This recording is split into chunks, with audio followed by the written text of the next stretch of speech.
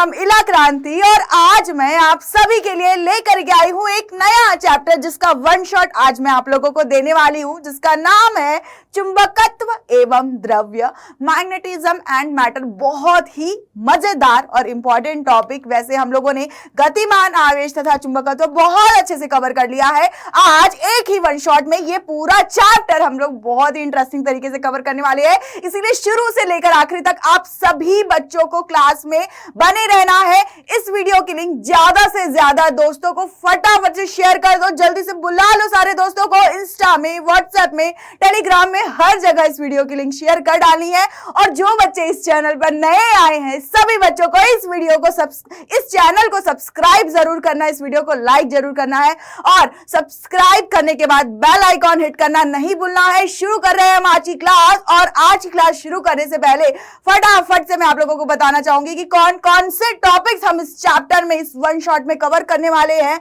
जिनके नाम यहाँ पर लिखे हुए हैं। चुंबक और चुंबक के गुण वैसे आप लोग बचपन से पढ़ते आ रहे हो, थोड़ा सा एक छोटा सा इंट्रोडक्शन हम देखेंगे।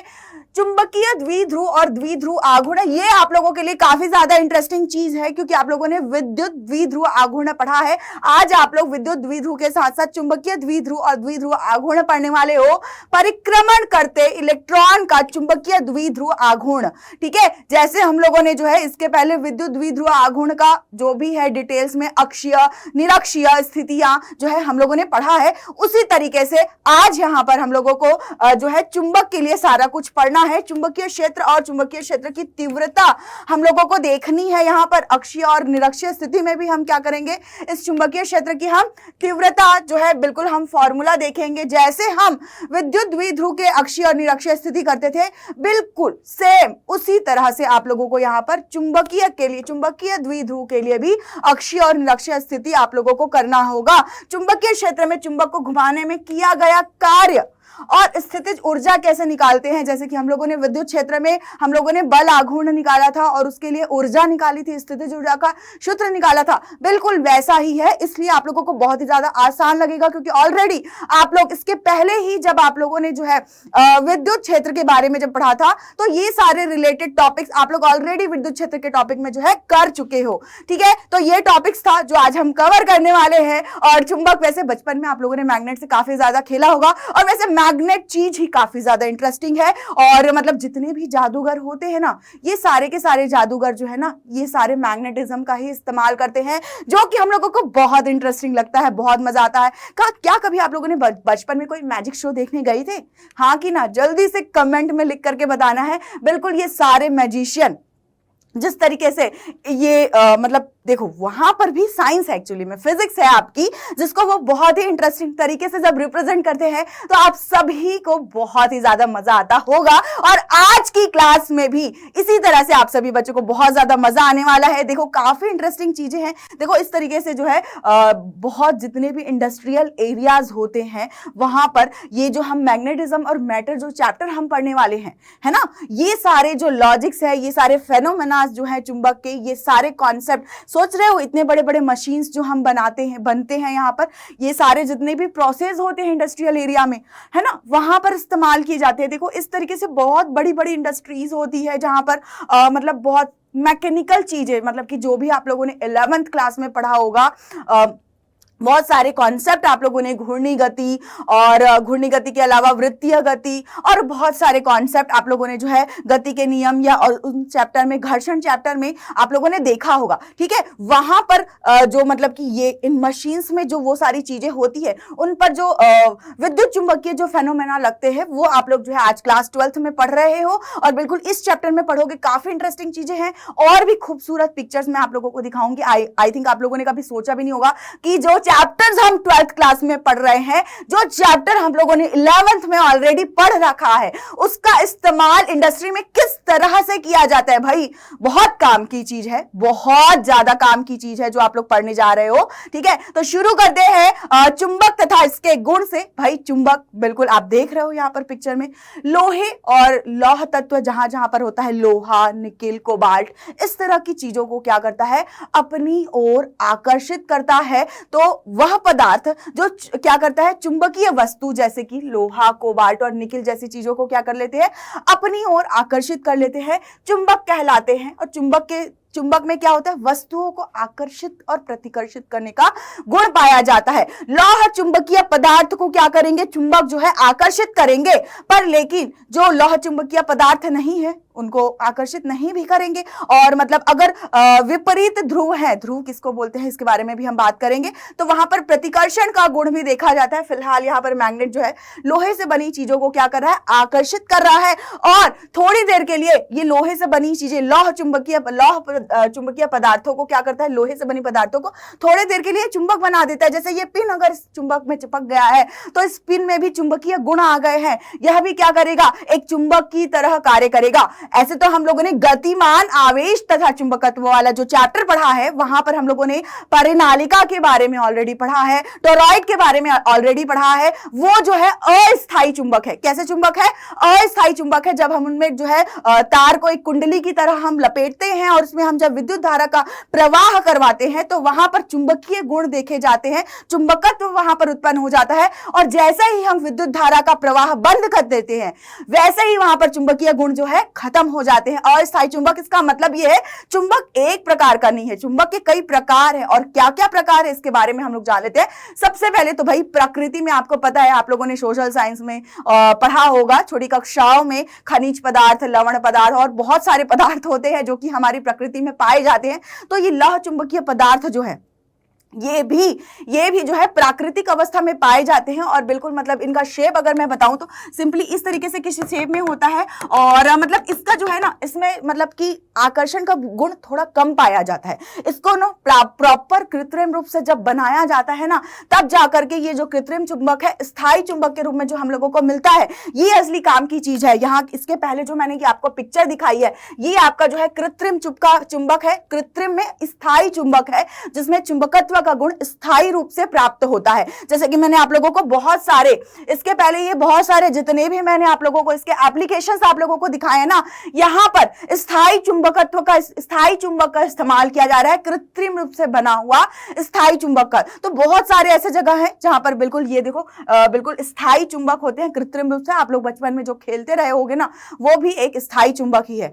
अस्थायी चुंबक की बात करें तो अस्थायी चुंबक के बारे में मैंने आप लोगों को पहले ही बता दिया है, कृत्रिम रूप से, जिसको हम विद्युत चुंबक भी कहते हैं। और वैसे हम लोगों ने परिनालिका में जो भी पढ़ा है वो सारा का सारा गुण एक अस्थायी चुंबक का है। इस चैप्टर में भी हम उसको क्विक रिवीजन करेंगे क्योंकि ऑलरेडी पूरा परिनालिका और उसके जो भी गुण है वो हम ऑलरेडी पढ़ चुके हैं। तो ये तो हो गए चुंबक के प्रकार। अब हम बात करेंगे चुंबकीय द्विध्रुव और चुंबकीय द्विध्रुव आघूर्ण के बारे में। तो चुंबकीय द्विध्रुव, ठीक है, तो एक चुंबक अगर मान लो है तो इसके जो है बिल्कुल जो है इसमें जो है दो ध्रुव होंगे जिसको हम उत्तरी ध्रुव और क्या कहते हैं, दक्षिणी ध्रुव कहते हैं। ये हमेशा जोड़े में पाए जाते हैं। ये मैंने आपको गतिमान आवेश तथा चुंबकत्व चैप्टर जब शुरुआत में पढ़ाया था तो इंट्रोडक्शन मैंने दिया है, पर कोई बात नहीं, एक क्विक रिवीजन मैं आप लोगों को अभी यहां पर करवा देती हूं। इसको जितने भी टुकड़ों में आप तोड़ोगे, हर बार इसके जितने भी टुकड़े आप कर लोगे, हर टुकड़े में क्या होंगे, इनके उत्तरी तथा दक्षिणी ध्रुव के जोड़े होंगे। ठीक है, क्या होंगे, इनके उत्तरी तथा दक्षिणी ध्रुव के जोड़े होंगे। ठीक है, और ये ध्रुव ही क्या कहलाते हैं, अब जोड़े में है। ठीक है, एक उत्तरी है, एक दक्षिणी है। ठीक है, मतलब कि ये वाला सिरा उत्तरी ध्रुव वाला जो है धनात्मक रूप में होता है और दक्षिणी ध्रुव वाला जो है ऋणात्मक रूप में होता है। ठीक है, ऋणात्मक ध्रुव होता है। तो ये जो है क्या कहलाता है, द्विध्रुव कहलाता है। क्या कहलाता है, द्विध्रुव। जब भी एक धनात्मक और एक ऋणात्मक का जोड़ा होता है ये द्विध्रुव कहलाता है। यहां पर चुंबक के ध्रुव का जोड़ा है इसलिए ये क्या कहला रहा है, चुंबकीय द्विध्रुव। जब हम लोगों ने विद्युत क्षेत्र वाला टॉपिक पढ़ा था तो वहां पर हम लोगों ने विद्युत द्विध्रुव देखा था जहां पर एक धनात्मक और एक ऋणात्मक समान परिमाण के एक धनात्मक और एक ऋणात्मक आवेश का जो जोड़ा है वो क्या कहला रहा था, चुंबकीय द्विध्रुव। वैसे ये विद्युत द्विध्रुव कहला रहा था, ये कहलाता है आपका चुंबकीय द्विध्रुव। और जैसे आप लोगों ने पढ़ा था द्विध्रुव आघूर्ण के बारे में, तो यहां पर हम लोगों ने क्या किया था, P से रिप्रेजेंट किया था और ऋण से धन की ओर इसकी दिशा ली थी।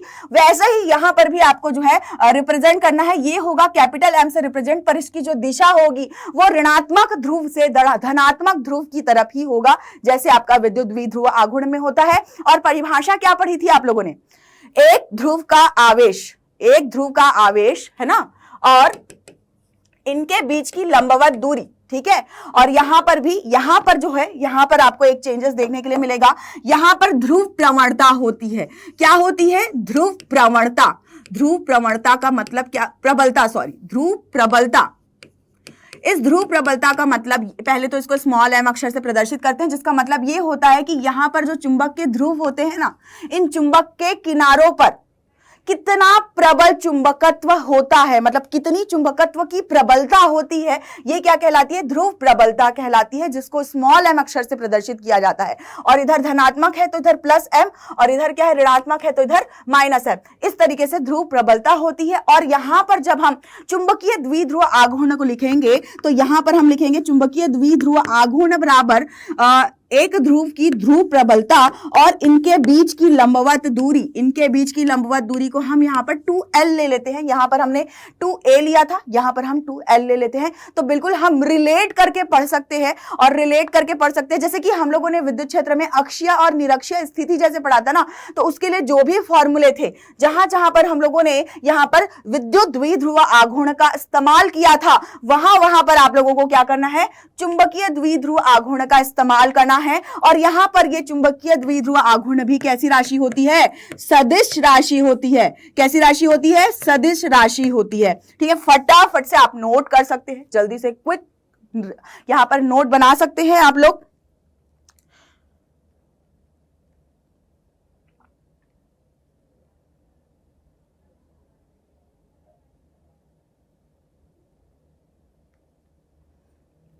हाँ भाई, और मात्रक की अगर हम बात करें, मात्रक और विमा की, तो क्या आप लोग बता सकते हो इसका मात्रक और विमा क्या होगा?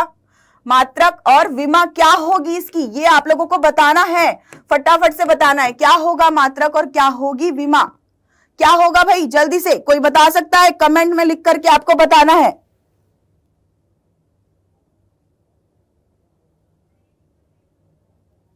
तो इसके लिए मैं आप लोगों को ये ध्रुव प्रबलता जो है, इसका मात्रक मैं आपको बता देती हूं। इसका मात्रक होता है एम्पियर मीटर।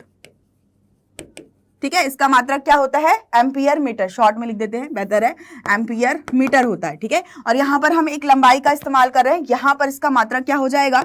एम्पियर मीटर का वर्ग हो जाएगा द्विध्रुव आघूर्ण, चुंबकीय द्विध्रुव आघूर्ण का मात्रक। और अगर हम क्या करें, विमा की अगर हम बात करेंगे तो विमा के लिए कैसे हो जाएगा? विमीय सूत्र, जैसे कि अगर इसके लिए देखें, ठीक है, तो एम एल और टी तो है नहीं, हम जब विमीय सूत्र की बात करते हैं तो हम धारा के लिए ए का इस्तेमाल करते हैं। ठीक है, तो यहाँ पे तो क्या हो जाएगा? एम की घात 0, एल की घात 1 और ए की घात 1। ठीक है, पर जब हम यहां लिखेंगे तो क्या हो जाएगा? एम की घात 0, एल की घात 2, क्योंकि मीटर का वर्ग हो गया, और एम्पियर ए की घात 1, ये हो जाएगा क्या? चुंबकीय द्विध्रुव आघूर्ण का विमीय सूत्र। ठीक है, अब विमीय सूत्र देखने के बाद इसके अगर हम गुणों की बात करें तो बहुत सारे गुण हम लोगों ने ऑलरेडी डिस्कस किए हैं। ऋण से धन की ओर चुंबकीय द्विध्रुव आघूर्ण की दिशा होगी, आकर्षण का गुण, प्रतिकर्षण का गुण, आप सभी को गुणों के बारे में बहुत अच्छे से पता है, तो इसलिए हम बेहतर है कि हम जो है आगे बढ़ते हैं और हम बात करेंगे किसकी? परिक्रमण करते इलेक्ट्रॉन के चुंबकीय द्विध्रुव आघूर्ण की हम बात करेंगे। तो बिल्कुल जो है, आप नाभिक के बारे में जानते हो, बिल्कुल नाभिक होता है जिसमें अंदर में जो है इसके प्रोटॉन और न्यूट्रॉन जो है यहाँ पर उपस्थित होते हैं, प्रोटॉन और न्यूट्रॉन यहाँ पर उपस्थित है। और इसके अलावा इसकी बाह्य कक्षाओं में क्या होता है? इसकी बाह्य कक्षाओं में यहाँ पर जो इलेक्ट्रॉन्स है, ठीक है, यहाँ पर जो इलेक्ट्रॉन्स है वो क्या करते हैं? बिल्कुल परिक्रमा मतलब कि गोल गोल घूमते रहते हैं। परिक्रमण गति जब करते हैं, ये चारों तरफ क्या करते हैं? परिक्रमण गति करते हैं, तो ये कक्षीय गति कहलाती है। ये क्या कहलाती है? जब चारों तरफ घूम रहे होते हैं तो ये कक्षीय गति कहलाती है।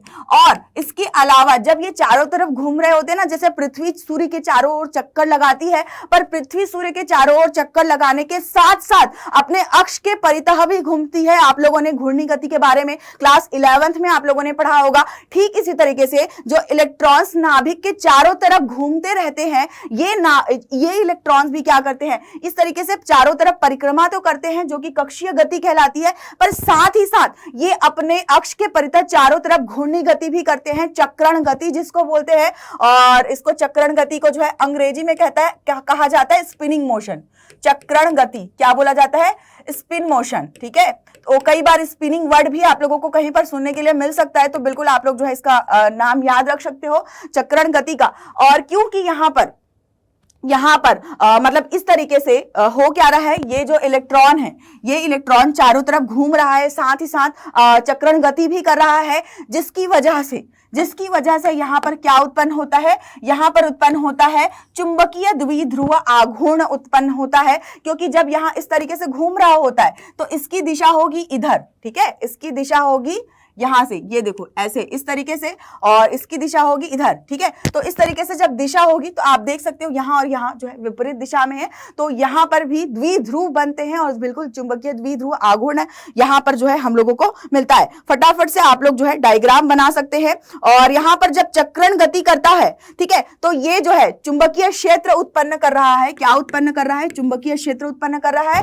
और ये जो चुंबकीय क्षेत्र है, ठीक है, क्या है, ये जो चुंबकीय क्षेत्र है वो बिल्कुल धारा लूप की भांति है ना, किसकी भांति है, धारा लूप। जैसे कि हम लोगों ने गतिमान आवेश तथा चुंबकत्व में पढ़ा है, ठीक उसी प्रकार से यहाँ पर भी, मतलब आप लोगों ने गतिमान और आवेश तथा चुंबकत्व में रिंग के बारे में बायो-सैवर्ट का नियम आप लोगों ने पढ़ा, एम्पियर का परिपथीय नियम पढ़ा, उसी तरीके से यहाँ पर धारा लूप की भांति क्या करता है, ये बिल्कुल काम करता है। और इसके अलावा जब अगर हम बात करेंगे, जब आप लोगों ने धारा लूप के बारे में पढ़ा था, ठीक है, तो वहां पर आप लोगों ने एक सूत्र निकाला था NIA, ठीक है, चुंबकीय क्षेत्र NIA आप लोगों ने निकाला होगा जब कुंडली के लिए जब हम लोगों ने पढ़ा था। बिल्कुल उसी तरीके से यहाँ पर जो चुंबकीय द्विध्रुव आघूर्ण है, इसका जो हम फॉर्मूला है MNIA, उसी फॉर्मूला का हम क्या करेंगे, यहाँ पर जो है इस्तेमाल करेंगे। और जब हम इसका इस्तेमाल करेंगे तो इसके आगे हम लोगों को यहाँ पर जो है ये N जो है, क्या है, N जो होती है यहाँ पे फेरों की संख्या कहलाती है कि नहीं, फेरों की संख्या कहलाती है। तो कितनी कक्षाएं हैं और कितनी कक्षाएं में यहाँ पर जो इलेक्ट्रॉन्स है वो गति कर रहे हैं, आप वो फेरों मतलब कक्षाओं की संख्या को यहाँ पर जो है फेरों की संख्या के रूप में आप ले सकते हो। I का मान हम लोगों को यहाँ पर रखना है I बराबर Q बटे T, I बराबर Q बटे T। और एरिया हम ले सकते हैं क्या, पाई R का वर्ग। R जो है इस जिस कक्षा में घूम रहा है इलेक्ट्रॉन, इस कक्षा की जो त्रिज्या है, इस कक्षा की जो त्रिज्या है वो आपकी क्या कहला जाएगी, यहाँ पर R कहला जाएगी, ठीक है। जब इतनी सारी बात हमें पता है, और इसके अलावा क्योंकि यहाँ पर क्या हो रही है, घूर्णन गति भी, चक्रण गति भी हो रही है, तो आप लोगों ने जो है चक्रण गति के लिए, घूर्णन गति के लिए आप लोगों ने क्लास 11th में काफी सारे रिलेशन पढ़े होंगे। जब आप लोगों ने कणों के निकाय तथा घूर्णी गति वाला चैप्टर पढ़ा होगा, वहां पे आप लोगों ने जो है पढ़ा होगा ओमेगा बराबर 2 पाई बटे टी, या फिर आप इसको लिख सकते हो क्या, टी बराबर 2 पाई बटे ओमेगा। ओमेगा यहाँ पर क्या है, ओमेगा यहाँ पर कोणीय वेग है, क्योंकि यहाँ पर चक्रण गति हो रही है तो हम लोगों को कोणीय वेग निकालने की जरूरत है। कोणीय वेग तथा रेखीय वेग के बीच में क्या होता है, रिलेशन होता है। क्या रिलेशन होता है, रेखीय वेग बराबर ओमेगा इंटू आर होता है, जिसको आप ओमेगा बराबर जो है रेखीय वेग बटे आर भी आप क्या कर सकते हो, लिख सकते हो। और इस वैल्यू को अगर यहाँ पे आप रख दोगे तो आपका जो परिक्रमण काल है जो इलेक्ट्रॉन का, वो क्या निकल जाएगा, 2 पाई बटे अगर हम यहाँ पे रखेंगे क्या, V बटे R हम रखेंगे, तो ये क्या हो जाएगा, 2 पाई R बटे V। ये आपका जो है परिक्रमण काल का सूत्र हो जाएगा। इसके रिलेटेड न्यूमेरिकल आपको एग्जाम में पूछता है, अगर आप कंपटीशन एग्जाम की तैयारी कर रहे हैं तो डेफिनेटली ये एक फॉर्मूला आपका बार बार यूज होगा। दूसरा ये वाला फॉर्मूला जो है आपका जो है बार बार यूज होने वाला है। बिल्कुल इसको बॉक्स बना करके आप लोग क्या कर सकते हो, नोट डाउन कर सकते हो आप बिल्कुल इसको बॉक्स में। हाँ, ये वाला फॉर्मूला बिल्कुल आपका इस्तेमाल होता है, हर जगह आपका यूज होता है, ठीक है। एक ये फॉर्मूला भी है चुंबकीय द्विध्रुव आघूर्ण का, है ना, ये हो गया चुंबकीय द्विध्रुव आघूर्ण का फॉर्मूला, ठीक है। अब जैसे कि हम लोगों को यहां पर जो है टी पता चल गया, है ना, टी पता चल गया, यहां पर क्या पता चल गया हम लोगों को, टी। और हम लोगों के पास यहां पर जो है विद्युत धारा I हम लोगों को चाहिए, ठीक है। यहाँ पर चुंबकीय द्विध्रुव आघूर्ण का जो है स्वरूप बदलने के लिए हम लोग I और A का मान रखेंगे। तो यहाँ पर I का मान हम लोगों को यहाँ पर परिक्रमण काल का मान रखना है, तो इसको भी हम रख के देख लेते हैं। यहाँ पर क्या हो जाएगा आप लोगों का, I बराबर 2 पाई R बटे टी के I बराबर Q बटे टी हमारे पास है। टी के जगह में अगर हम मान रखेंगे क्या, 2 पाई R बटे V को हम ऊपर ले जाएंगे तो ये क्या हो जाएगा, QV बटे 2 पाई R। ये हम लोगों को मिल गया क्या, विद्युत धारा का सूत्र मिल गया हम लोगों को चुंबकीय मतलब इस चुंबकत्व के केस में जब हम परिक्रमण करते इलेक्ट्रॉन के चुंबकीय द्विध्रुव आघूर्ण की बात कर रहे हैं, इस केस में हम लोगों को मिल गया ये वाला सूत्र। और अगर हम यहाँ पर चुंबकीय द्विध्रुव आघूर्ण का जो हम लोगों ने देखा था फॉर्मूला NIA, यहाँ पर जो है हम I के जगह में ये वाला वैल्यू रख देंगे, ठीक है, I के जगह में ये वाला वैल्यू रख देंगे, ये हो जाएगा क्या N इंटू QV बटे 2 पाई R, ठीक है। A की जगह में हो सकता है पाई R का वर्ग, R जो है कक्षीय गति जो हो रही है उसकी त्रिज्या है, ठीक है। तो यहाँ पे हम लोगों को जो है ये चुंबकीय द्विध्रुव आघूर्ण मिला। अब यहाँ पर क्या कर सकते हैं, ये पाई और ये पाई जो है बिल्कुल कैंसिल हो सकता है, एक R यहाँ पर कैंसिल हो जाएगा और हम लोगों को यहाँ पर क्या मिल जाएगा, चुंबकीय द्विध्रुव आघूर्ण का सूत्र N है QVR बटे 2, QVR बटे 2।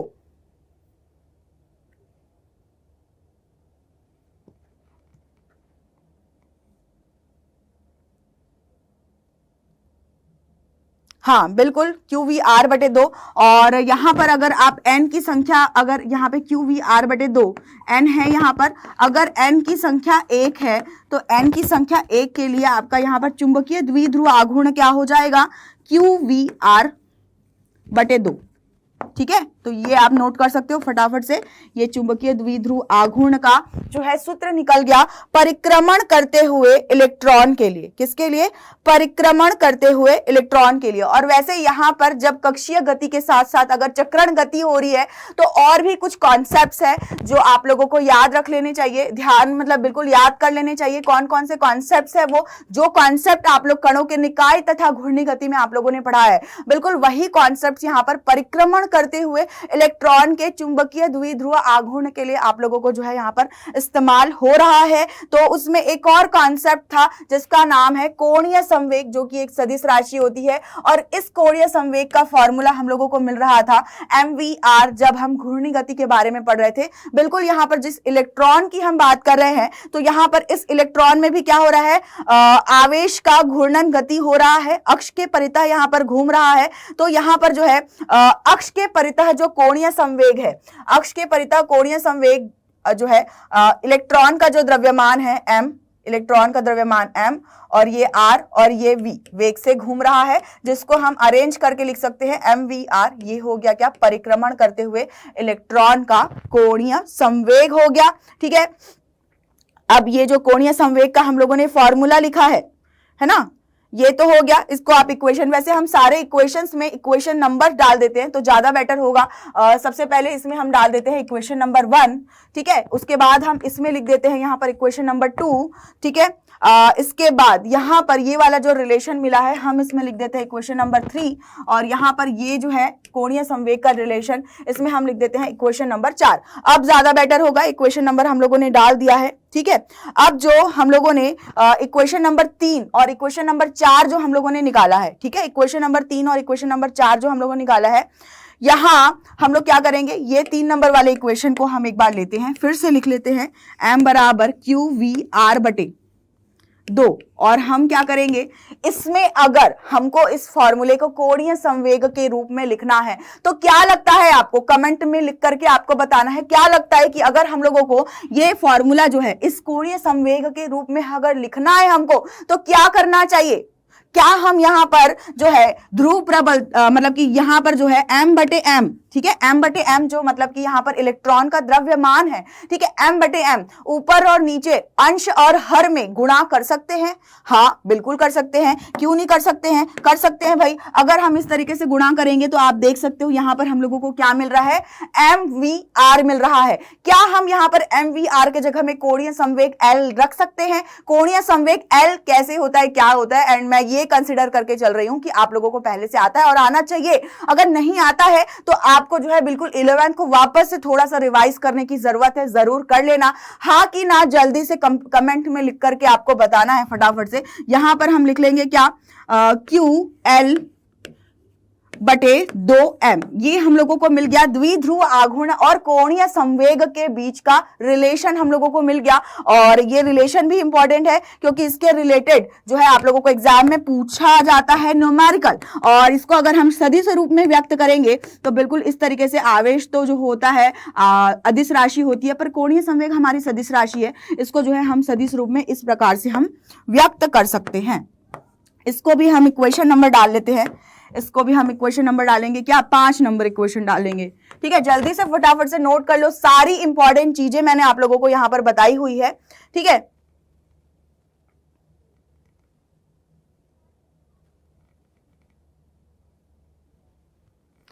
हाँ, अब यहां पर थ्योरी क्या लिखी है एक बार हम देख लेते हैं। ठीक है, परिक्रमण अथवा चक्रण करता हुआ इलेक्ट्रॉन एक धारा लूप की भांति व्यवहार करता है। हाँ भाई, इसके बारे में तो हम ऑलरेडी डिस्कस कर चुके हैं। धारा लूप का मतलब ये है कि जो भी हम लोगों ने गतिमान आवेश तथा चुंबकत्व में पढ़ा है उस समय, ठीक है, बिल्कुल एक कुंडली के लिए जो हम लोगों ने पढ़ा है बिल्कुल उसी भांति यहां पर व्यवहार करेगा। प्रत्येक धारा लूप को हम चुंबकीय द्विध्रुव के तुल्य क्या कर सकते हैं, मान सकते हैं। जैसे कि मैंने आप लोगों को इसके पहले डायग्राम में बना करके बताया था, प्रत्येक धारा लूप मतलब कि हर एक कक्षा को हम एक चुंबकीय द्विध्रुव मान सकते हैं। ठीक है, और जितनी कक्षाएं होंगी n नंबर ऑफ संख्या उतनी ही होगी। फिलहाल हम लोगों ने यहाँ पर n नंबर ऑफ संख्या को जो है 1 मान लिया था, जितनी कक्षाएं होंगी उतनी यहाँ पर n की संख्या होगी। इसके पहले जब हम गतिमान आवेश तथा चुंबकत्व में जब धारा लूप लेते थे और यहां पर हम एक कक्षा को धारा लूप की भांति मान रहे थे, तो धारा लूप में वो फेरों की संख्या हुआ करती थी, यहां पर जो है कक्षाओं की संख्या हो जाएगी। और ये इक्वेशन नंबर 5 में ये जो दिशा है, यहां पर अगर मैं दिशा की बात करूं, ठीक है, तो यहां पर दिशा की अगर मैं बात करूं तो यहां पर जो ये द्विध्रुव आघूर्ण है इसकी दिशा और इस कोणीय संवेग की दिशा एक जैसी ही होगी, क्योंकि अगर विपरीत दिशा होती तो ऋणात्मक चिन्ह होता, ऋणात्मक चिन्ह आप लोगों को प्रदर्शित कर देता, पर क्योंकि दोनों सदिश राशियां हैं तो हम लोगों को दिशा की बात करनी है। यहां पर जो है m और l दोनों की सेम दिशा होगी, समान दिशा होगी, सेम दिशा। ठीक है, तो ये आप जो है लिख सकते हो, एक जैसी दिशा होगी। फटाफट से आप लोगों को नोट कर लेना है। ठीक है, इसके बाद हम पढ़ेंगे क्या, चुंबकीय परिक्रमण करते इलेक्ट्रॉन का द्विध्रुव आघूर्ण हमारा कंप्लीट हो चुका है। चुंबकीय क्षेत्र तथा चुंबकीय क्षेत्र की तीव्रता के बारे में हम बात करेंगे। वैसे हम लोगों ने चुंबकीय क्षेत्र के बारे में ऑलरेडी पढ़ा हुआ है, पर जब हम वो चुंबकीय क्षेत्र की बात कर रहे थे तब जो है गतिमान आवेश के कारण उत्पन्न चुंबकीय क्षेत्र था। वैसे चुंबकीय क्षेत्र को हम प्रदर्शित तो बी से ही करते हैं, ये सदिश राशि ही है, इसका मात्रक टेस्ला, गॉस जो भी हम लोगों ने पढ़ा है ऑलरेडी वो सारा कुछ ही होगा। पर इस बार जो चुंबकीय क्षेत्र है वो एक चुंबक की वजह से है। किसकी वजह से है, चुंबक की वजह से है। तो किसी चुंबक के चारों ओर का वह क्षेत्र जिसमें इस चुंबक के प्रभाव का अनुभव किया जा सकता है क्या कहलाता है, चुंबकीय क्षेत्र कहलाता है। और अगर मान लो कि यहां पर मैं एक चुंबक बना लूं इस तरीके से, जिसके 2 ध्रुव होंगे, उत्तरी ध्रुव और दक्षिणी ध्रुव, ठीक है, तो यहां पर चारों तरफ क्या उत्पन्न हो जाएगा, इसका चुंबकीय क्षेत्र हो जाएगा उत्पन्न। और इस चुंबकीय क्षेत्र अगर यहां पर उत्पन्न होगा तो इस चुंबकीय क्षेत्र की दिशा, चुंबकीय क्षेत्र रेखाएं जो हम यहां पर बनाएंगे तो बिल्कुल इसी तरह बनाएंगे जैसे अभी तक हम पढ़ते हुए आए हैं। बाहर की तरफ उत्तर से दक्षिण की ओर और जो है अंदर की तरफ जो है दक्षिण से उत्तर की ओर चुंबकीय क्षेत्र की दिशा होगी और चुंबकीय क्षेत्र का प्रभाव जो है बिल्कुल उसी तरीके से होगा। पर बस अंतर इतना है कि यहां पर जो है हम चुंबक के चारों ओर तरफ की बात कर रहे हैं। इसके पहले हम जो चालक तार होती थी जब उसमें विद्युत धारा बहाते थे, आवेश गतिमान जब होते थे, तो ये बात हो गई। दूसरे शब्दों में कैसे व्यक्त कर सकते हैं, किसी बिंदु पर चुंबकीय क्षेत्र की तीव्रता, किसी बिंदु पर चुंबकीय क्षेत्र की तीव्रता उस बिंदु पर रखे एक काल्पनिक एकांक उत्तरी ध्रुव पर लगने वाले बल के बराबर होती है। यहां पर किसी बिंदु पर चुंबकीय क्षेत्र की तीव्रता उस बिंदु पर रखे काल्पनिक एकांक उत्तरी ध्रुव पर लगने वाले बल के बराबर होती है। जैसे कि यहां पर मान लो कि हम चुंबकीय क्षेत्र की तीव्रता की अगर बात कर रहे हैं, ठीक है, तो यहां पर ये बिंदु उत्तरी ध्रुव पर यहां पर जितना बल लग रहा होता है, कौन सा बल, चुंबकीय बल, ठीक है, कौन सा बल, चुंबकीय बल लग रहा होता है उसके बराबर होता है। और चुंबकीय बल हम लोगों ने जो है वैसे फ्लेमिंग के दाएं हाथ का नियम, बाएं हाथ का नियम, हम लोगों ने सारा कुछ पढ़ा है, जहां पर हम चुंबकीय क्षेत्र की तीव्रता, विद्युत धारा और चुंबकीय बल की हम बात करते थे। बट फिलहाल यहाँ पर केवल और केवल चुंबक है, तो यहाँ पर चुंबकीय बल कैसे निकलेगा, तो यहाँ पर जो चुंबकीय क्षेत्र की तीव्रता जिस बिंदु पर हम यहाँ पर देख रहे हैं, उस बिंदु पर जो है उत्तरी ध्रुव पर कितना चुंबक का बल लग रहा है, मतलब कि जो वही यहाँ पर क्या होगा, चुंबकीय बल होगा। और चुंबकीय क्षेत्र की तीव्रता एक सदिश राशि, ऑब्वियस सी बात है कि चुंबकीय क्षेत्र की तीव्रता जो है एक सदिश राशि होगी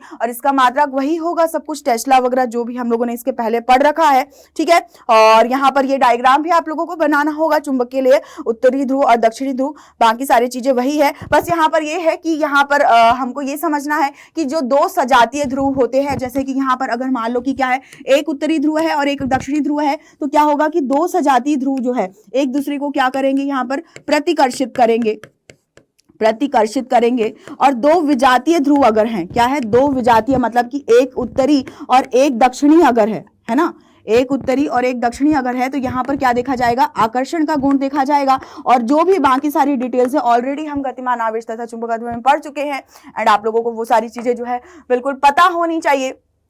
और यहाँ पर दो चुंबकीय ध्रुवों के बीच लगने वाला बल उनकी ध्रुव प्रबलताओं के गुणनफल के अनुत्क्रमानुपाती होता है तथा ध्रुवों के बीच की दूरी के वर्ग के व्युत्क्रमानुपाती होता है। इसका मतलब जो हम चुंबकीय बल की अभी बात कर रहे थे, ठीक है, यहाँ पर जो चुंबकीय बल की हम बात कर रहे हैं ना, ये देखो, हाँ, लगने वाले चुंबकीय बल के बराबर होता है। मान लो कि यहाँ पर चुंबकीय बल को जो है मैं F से रिप्रेजेंट कर रही हूं, तो ये जो चुंबकीय बल है इसका परिमाण हम कैसे निकाल सकते हैं, तो याद करो, विद्युत बल, स्थिर विद्युत बल का परिमाण आप कैसे निकालते थे, कूलाम का नियम। वैसे आप लोगों को बिल्कुल दिमाग में बैठ गया होगा, मुंह जबान याद होगा आपको, बिल्कुल कंठस्थ होगा।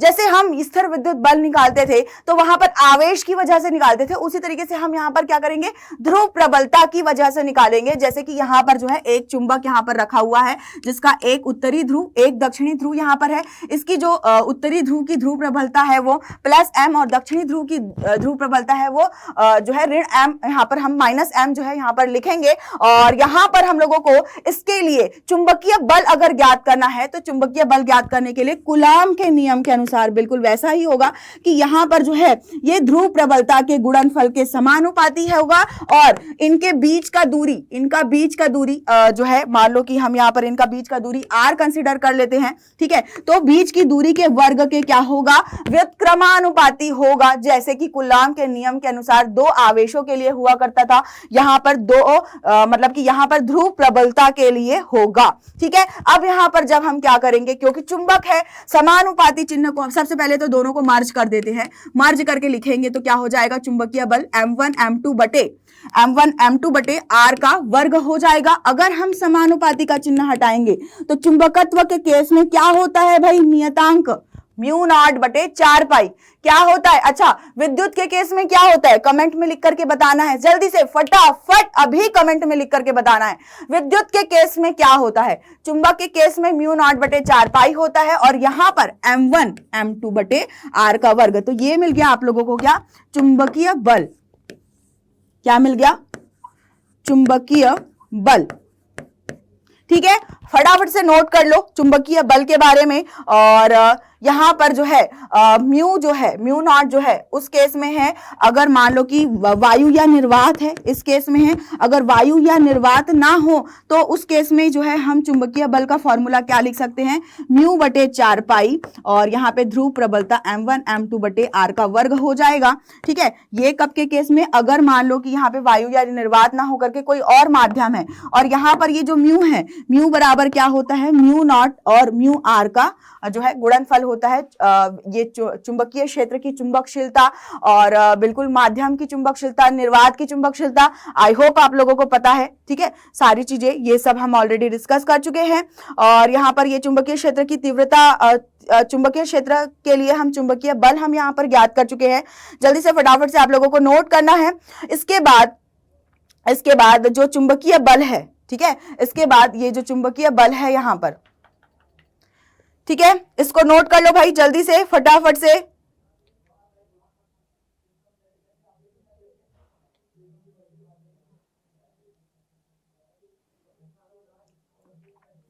अब यहां पर जैसे कि अगर केवल चुंबक की मैं ध्रुव प्रबलता यहां पर बनाऊं, ठीक है, यहां पर मैं ना ध्रुव प्रबलता को केवल बना रही हूं। M1 M2 में एक धनात्मक और एक ऋणात्मक है, ये मान लो आपका M1 है और ये मान लो आपका क्या है M2 है, ठीक है। और इसको अगर मैं बनाती हूं, बीच की दूरी हम लोगों ने क्या लिया हुआ है R, ये M1 और ये M2, ठीक है। तो जैसे हम लोगों ने सदिश रूप में व्यक्त किया था चुंबकीय विद्युत बल को, जैसे हम लोगों ने सदिश रूप में व्यक्त किया था, तो यहां पर जो है एक आवेश के कारण दूसरे आवेश पर बल लग रहा था, दूसरे के कारण पहले पर बल लग रहा था, ठीक है। तो जब यहां पर पहली ध्रुव प्रबलता के कारण दूसरी ध्रुव प्रबलता पर अगर बल लग रहा होगा, ठीक है, अगर मान लो कि यहां पर प्रतिकर्षण बल लग रहा है, मान लो, ठीक है। वैसे तो यहां पर आकर्षण बल की ही बात होगी केवल, क्योंकि यहां पर जो है जोड़ा होता है किसका, उत्तरी और दक्षिणी ध्रुव का, तो एक धनात्मक और एक ऋणात्मक होता है। तो यहां पर जो बल लगेगा वो कैसा बल लगेगा, बिल्कुल आकर्षण बल लगेगा, ठीक है, आकर्षण बल लगेगा। और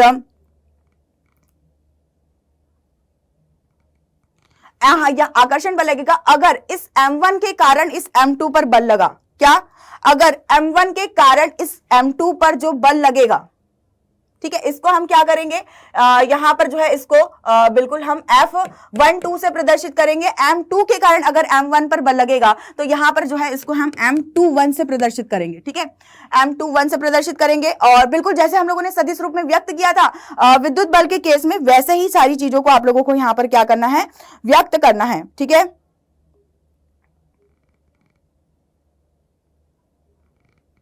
जल्दी से नोट कर लेंगे फटाफट। यहां पर जो है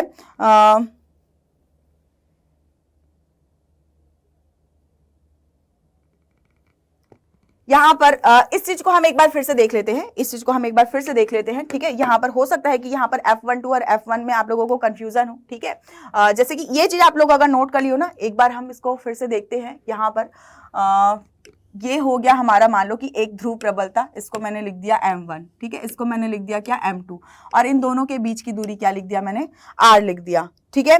अब यहां पर ध्रुव सामर्थ्य है क्या, इसको लिख लो, इसका डेरिवेशन लिख लो फटाफट से। ध्रुव सामर्थ्य है ये दोनों के दोनों, है ना, ध्रुव सामर्थ्य या फिर ध्रुव प्रबलता हम इसको बोलते हैं, ध्रुव सामर्थ्य या ध्रुव प्रबलता।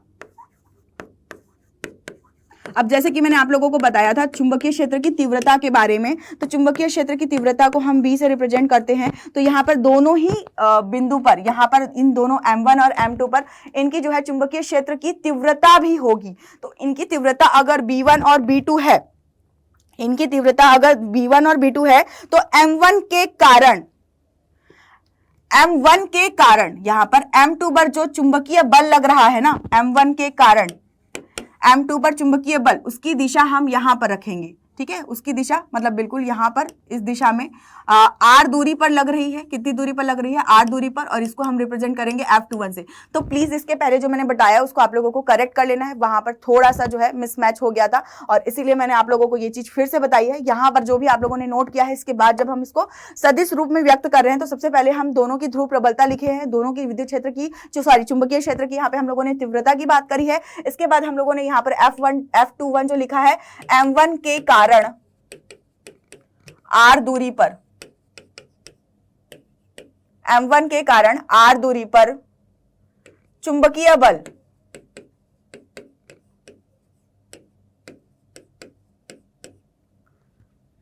बल हम लोगों ने लिख लिया क्या, F21, ठीक है।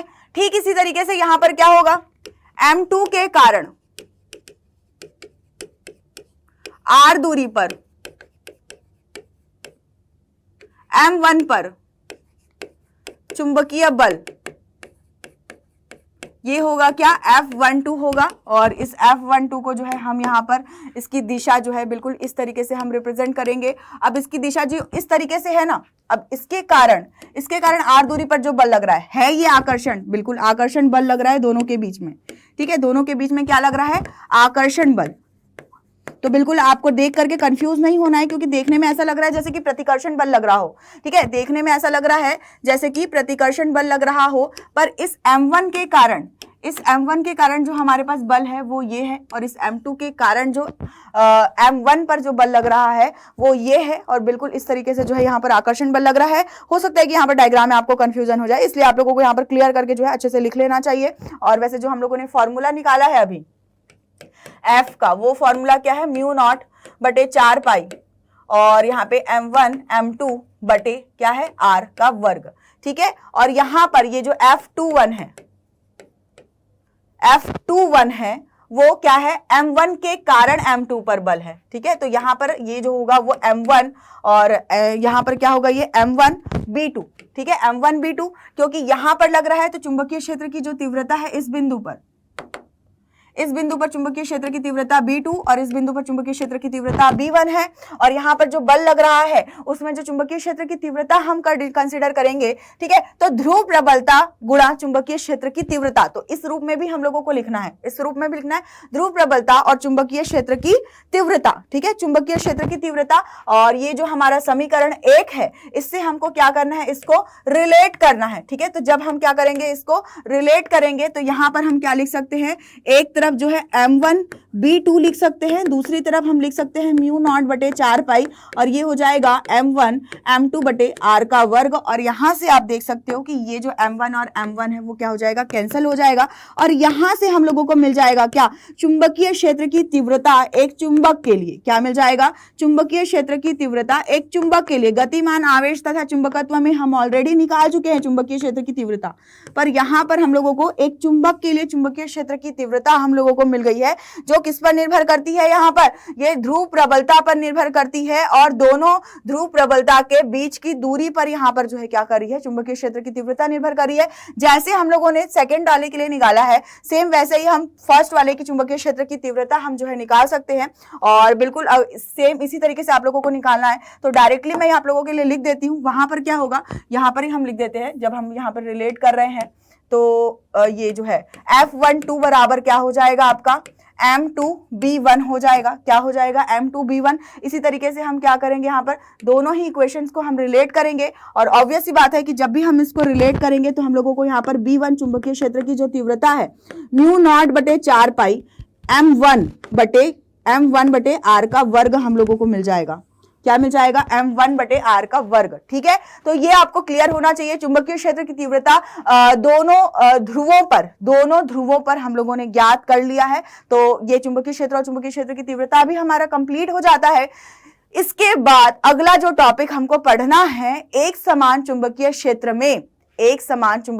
में चुंबकीय द्विध्रुव पर बल आघूर्ण, चुंबकीय द्विध्रुव पर बल आघूर्ण। याद करो हमने अभी जो है चुंबकीय द्विध्रुव आघूर्ण, ठीक है। और यहाँ पर ध्रुव प्रबलता एक नई चीज है जिसको हम स्मॉल m से रिप्रेजेंट कर रहे हैं, तो उस ध्रुव सामर्थ्य भी जिसको हम कहते हैं। तो ये कॉन्सेप्ट अभी तक हम लोगों ने पढ़ा है, जिसको याद रखना है। अब जो है हम बल आघूर्ण की बात करेंगे, तो सबसे पहले तो मैं आप लोगों को बल आघूर्ण क्या होता है वो मैं आप लोगों को याद दिला देती हूँ। बल आघूर्ण क्या होता है ताकि आप लोगों की समझ आ जाए। जैसे कि आप लोगों ने जो है विद्युत क्षेत्र का जब पढ़ा था, एक समान विद्युत क्षेत्र लिया था।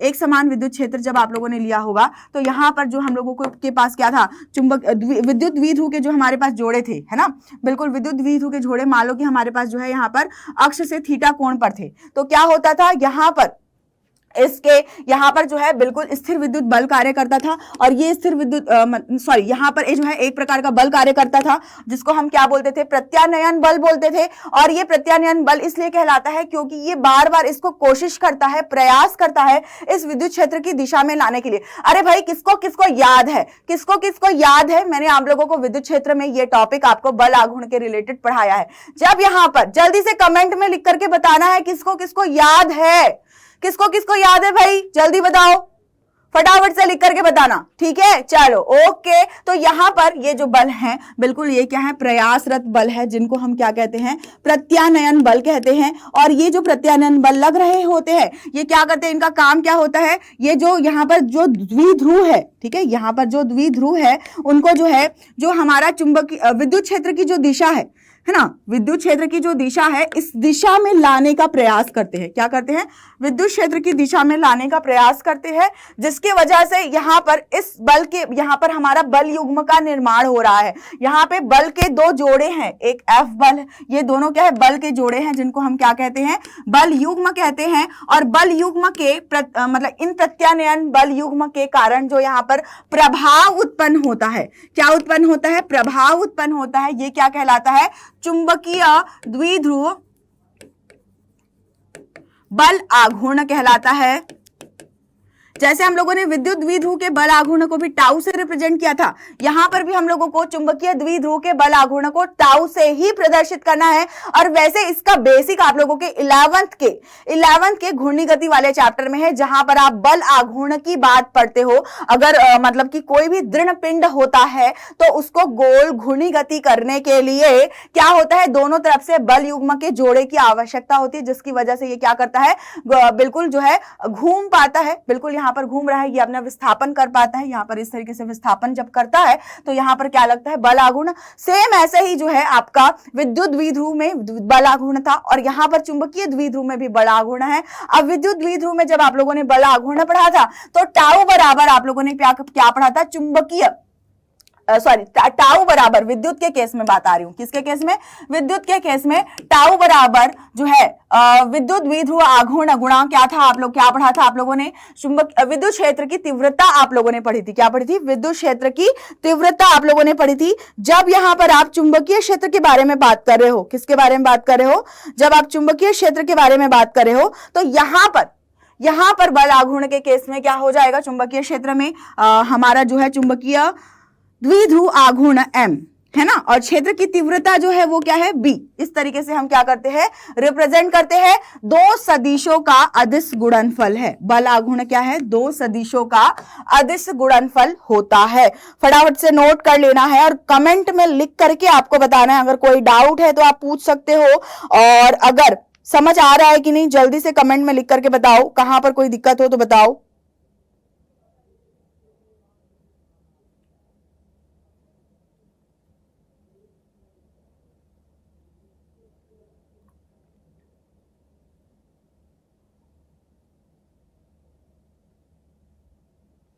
ठीक है, हो गया। अब यहां पर क्योंकि क्या है, ये दो सदिश राशियों का क्या है, दो सदिश राशियों का अदिश गुणनफल है ना, दो सदिश राशियों का अदिश गुणनफल है।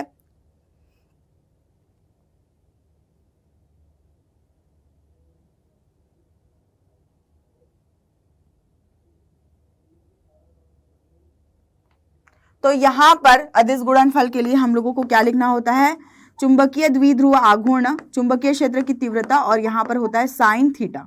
ठीक है, ये हम लोगों को लिखना होता है, ये हम यहां पर लिख सकते हैं। ठीक, जल्दी से फटाफट, चुंबकीय बल आघूर्ण आप लोगों को समझ में आ गया है।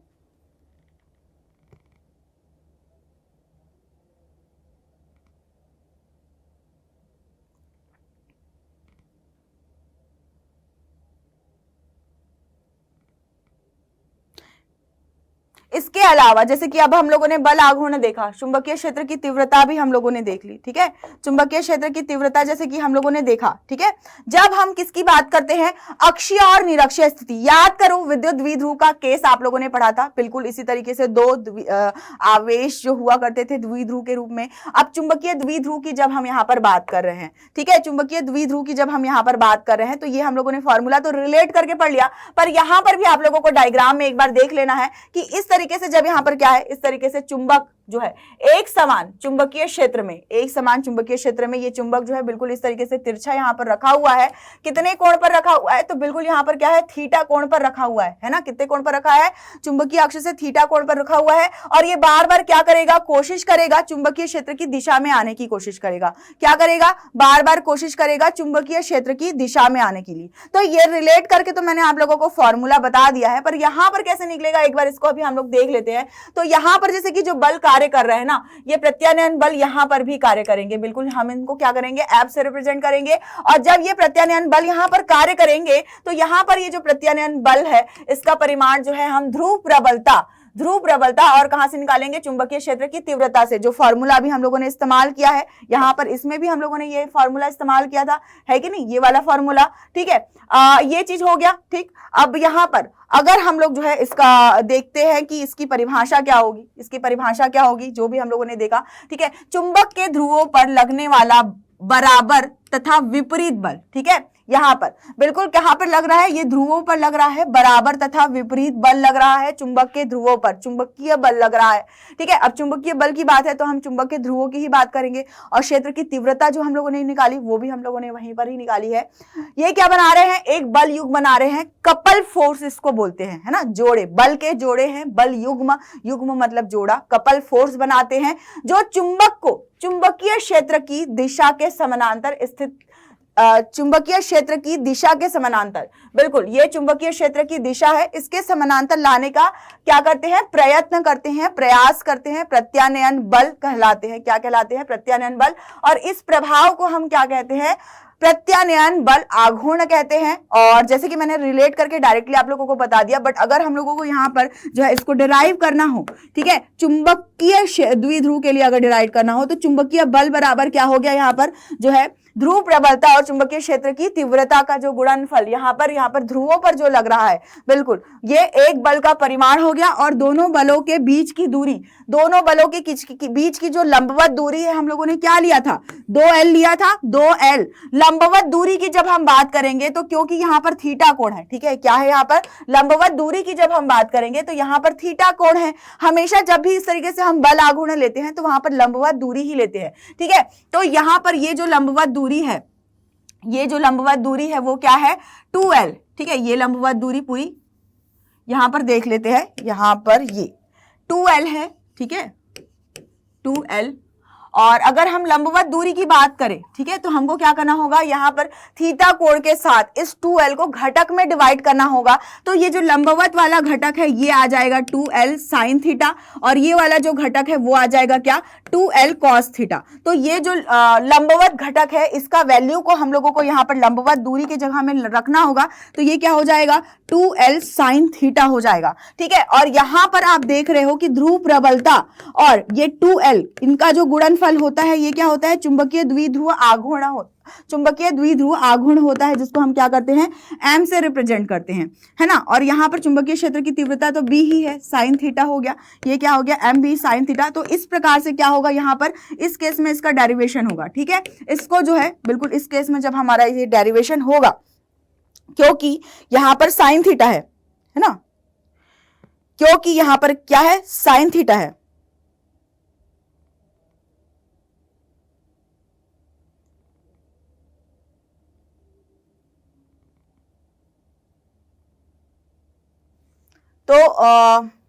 तो यहाँ पर जो है ये साइन थीटा जो है, यहाँ पर ये क्या हो जाएगा, m क्रॉस b। तो इसको जो है हम लोग क्रॉस प्रोडक्ट के रूप में लिख सकते हैं, ठीक है। यहाँ पर भी आप करेक्ट कर लो, यहाँ पर भी जो है यहाँ पर क्रॉस प्रोडक्ट ही आएगा, क्या आएगा, यहाँ पर क्रॉस प्रोडक्ट ही आएगा, यहाँ पर भी जो है क्रॉस प्रोडक्ट ही आप लोगों का जो है होना चाहिए, क्योंकि साइन थीटा अगर है तो क्रॉस प्रोडक्ट होगा। हाँ भाई, यहाँ पर कंफ्यूजन होता है, जब हम यहाँ पर कार्य की बात करेंगे तो उस समय जो है स्थितिज ऊर्जा के केस में जो है हम देखेंगे कि वहां पर क्रॉस प्रोडक्ट होता है कि डॉट प्रोडक्ट, पर जनरली ज्यादातर जो है यहाँ पर कंफ्यूजन होते हैं, तो इसलिए आप लोगों को इस चीज को ध्यान में रखना है। बिल्कुल यहाँ पर जो है आपको स्टार मार्क लगा लेना है कि बिल्कुल इस चीज को हमको ध्यान में रखना है कि क्रॉस प्रोडक्ट है कि डॉट प्रोडक्ट, ये कंफ्यूजन आपको हो सकता है, ठीक है। तो ये हम लोगों ने एक समान चुंबकीय क्षेत्र की में द्विध्रुव बल आघूर्ण भी हम लोगों ने देख लिया है, और ये टॉपिक हमारा कंप्लीट हो गया है। इसके बाद जो है अगर हम यहाँ पर बहुत सारे केसेस है, यहाँ पर बहुत सारे केसेस है, अगर आपका द्विध्रुव आघूर्ण जो है अगर एक हो तो इस केस में आपका टाउ बराबर क्या हो जाएगा, टाउ बराबर जो है आपका b के बराबर हो जाएगा, है ना, टाउ बराबर क्या हो जाएगा आपका b के बराबर। तो इस तरीके से केसेस को आप खुद से कर सकते हो, उसमें कोई भी प्रॉब्लम नहीं है। बट हाँ, जो मेन कॉन्सेप्ट है आपका चुंबकीय द्विध्रुव का वो मैंने आप लोगों को समझा दिया है, ठीक है। इसका मात्रक, विमा सूत्र, ये भी आप लोगों को खुद से करना है, बल आघूर्ण का मात्रक, क्योंकि आपको चुंबकीय द्विध्रुव आघूर्ण का मात्रक पता है, चुंबकीय क्षेत्र की तीव्रता का भी मात्रक निकाल सकते हो, और यहाँ पर आप चुंबकीय द्विध्रुव पर बल आघूर्ण के लिए मात्रक और विमा भी आप क्या कर सकते हो, खुद से फाइंड आउट कर सकते हो। अब हम बात करेंगे चुंबक को घुमाने के लिए किए गए कार्य की। ऑब्वियस सी बात है कि जब हम लोगों ने द्विध्रुव का टॉपिक पढ़ा था तो वहां पर भी हम लोगों ने पढ़ा था कि जब हम क्या कर रहे हैं, वो द्विध्रुव को घुमा रहे हैं, तो जाहिर सी बात है यार, बल लग रहा है तो कार्य भी होगा। आप लोगों ने जब क्लास 11 में भी पढ़ा था तो पहले आप लोगों ने पढ़ा होगा कि कहीं पर भी क्या लगता है, बिल्कुल किसी भी चीज को गति कराने के लिए, उसकी स्थिति में परिवर्तन के लिए बल लगता है, और अगर बल लग रहा है तो कार्य होता है। अब कार्य कर रहे हैं तो भाई कार्य कर रहे हैं तो ऊर्जा चाहिए, क्लास देख रहे हैं तो खाना खाना पड़ेगा, एनर्जी रहेगी तभी तो मैं क्लास ले पाऊंगी, आप क्लास देख पाओगे, है कि नहीं। तो यहाँ पर भी जब हम चुंबक को घुमाने के लिए क्या कर रहे हैं, यहाँ पर बल आघूर्ण का प्रभाव जब हम देख रहे हैं तो वहां पर कुछ ना कुछ उसकी क्या होगी, कुछ ना कुछ स्थितिज ऊर्जा होगी। तो इस ऊर्जा को इस कार्य को ही हम जब कैलकुलेट करेंगे तो कार्य करने की क्षमता हमारी ऊर्जा कहलाती है, जिसके अनुसार इस कार्य के कैलकुलेशन से हम लोगों को क्या मिल जाएगा, स्थितिज ऊर्जा का कैलकुलेशन भी हम लोगों को मिल जाएगा। हमको ये कैलकुलेट करने के लिए ये वाला जो फॉर्मूला है, ठीक है, ये वाला जो हमारा फॉर्मूला है, हमें इस फॉर्मूले का क्या करना होगा, बिल्कुल इस्तेमाल करना होगा। टाउ बराबर एम बी साइन थीटा हम लिख लेते हैं, ठीक है। सेम डायग्राम आपको बनाना है, सेम पहले चुंबकीय क्षेत्र की तीव्रता, ये एक समान चुंबकीय क्षेत्र की तीव्रता है ना, जिसको हम क्या करते हैं, बी अक्षर से रिप्रेजेंट करते हैं। यहां पर मान लो कि क्या रखा हुआ है, कोई चुंबक रखा हुआ है जिसकी लंबाई क्या है, 2L है, और लंबवत लंबाई जो है, लंबवत दूरी जो है 2L साइन थीटा ये है, और इसका जो है बिल्कुल यहाँ पर प्रत्यानयन बल MB, और यहाँ पर भी प्रत्यानयन बल इस तरीके से MB बल युग्म हम लोगों को मिल रहा है, जिसके कारण हम लोगों को ये बल युग्म मिला, जिसके कारण हम लोगों को ये बल आघूर्ण प्राप्त हुआ, ठीक है। अब ये बल आघूर्ण की वजह से जो है हम क्या कर रहे हैं, इसको जो है यहाँ पर थीटा कोण पर यहाँ पर क्या हो रहा है, कोणीय विस्थापन हो रहा है, थीटा कोण पर यहाँ पर क्या हो रहा है, कोणीय विस्थापन, ठीक है। अब इस कोणीय विस्थापन के लिए कार्य की बात हो रही है, ठीक है, कार्य की बात हो रही है, तो कार्य बराबर क्या हो जाएगा, यहाँ पर कार्य बराबर, अब कोणीय विस्थापन हो रहा है तो मान लो कि अगर किसी छोटे से कार्य बराबर क्या होता है, सबसे पहले याद दिलाऊं, बल गुणा विस्थापन होता है, ठीक है, क्या होता है, बल गुणा विस्थापन। पर यहां पर जो विस्थापन हो रहा है थीटा कोण के साथ हो रहा है, ये कोणीय विस्थापन है। कैसा विस्थापन है, कोणीय विस्थापन है। तो ये कोणीय विस्थापन कितने भी डिग्री कोण का हो सकता है, तो फिलहाल हम यहाँ पर जो है छोटे से कोण के लिए लेंगे। तो अगर हम छोटे से कोण की बात करें तो इसको हम क्या करते हैं, डी थीटा से रिप्रेजेंट करते हैं। तो छोटे से कोण की कोणीय विस्थापन के लिए हम लोग जो किया गया कार्य होगा, थोड़ा सा कार्य होगा, ठीक है, तो वो DW होगा, क्या होगा, DW होगा। अब जब बल की बात करें तो यहां पर बल युग्म लग रहा है, जिसकी वजह से बल युग्म की वजह से यहां पर प्रत्यानयन बल आघूर्ण हमें मिल रहा है। तो यहां पर जो है हम सामान्य बल नहीं लिखते हैं, आघूर्ण के केस में आप लोगों ने घूर्णी गति में भी सेम यही पढ़ा होगा, द्विध्रुव में भी जब हम लोगों ने बल आघूर्ण पढ़ा था, उसके लिए किया गया कार्य जब हम लोगों ने निकाला था, स्थितिज ऊर्जा हम लोगों ने जब कैलकुलेट किया था, तो बल की जगह हमें यहां पर हो जाएगा क्या, बल आघूर्ण टाउ, ठीक है। अब अगर हम लोगों को मान लो कि कुल कितना विस्थापन हो रहा है कोण में, कुल विस्थापन के लिए किया गया अगर कार्य हमको निकालना है तो क्या करेंगे, अगर दोनों पक्षों में हम समाकलन कर देंगे तो हम लोगों को क्या निकल जाएगा, यहाँ पर दोनों पक्षों में समाकलन करने के बाद कुल कार्य निकल जाएगा। किया गया कोणीय विस्थापन के लिए थीटा कोण के लिए कुल कार्य कितना किया जा रहा है, ये हमारा निकल जाएगा। और ये जो है बिल्कुल यहाँ पर लिमिट आप रख सकते हो θ1 से θ2। अब जाहिर सी बात है यार, मान लो कि आपका यहां से यहां तक ही आया तो ये क्या हो गया θ1 और ये क्या हो गया θ2। तो θ1 से θ2 आपका क्या हो जाएगा, अगर आपको कुल किया गया कार्य कुल कोणीय विस्थापन के लिए निकालना है तो वो उसकी लिमिट हो जाएगी, क्या हो जाएगी, वो उसकी लिमिट हो जाएगी। और अगर आपको इसका डेरिवेशन समझना है तो सिंपली आपको क्या करना है, आगे यहां पर जो है बल आघूर्ण का मान आपको रखना है जो आप लोगों ने पहले निकाला है, MB साइन थीटा, और यहाँ पर डी थीटा, और यहाँ पर साइन थीटा का क्या करोगे, डी थीटा के रिस्पेक्ट में आप लोगों को क्या करना है, समाकलन करना है। ये समाकलन आप कर सकते हो, खुद से आप समाकलन कर सकते हो। जैसे ही आप समाकलन करोगे तो समाकलन करने से किया गया कार्य क्या मिल जाएगा, करके बताओ, फटाफट से करो, चलो करो, समाकलन करो साइन थीटा का डी थीटा के रिस्पेक्ट में करो भाई, कमेंट में लिख करके बताओ क्या मिलेगा, समाकलन करो, फटाफट से कर लो, θ1 और θ2 के रिस्पेक्ट में।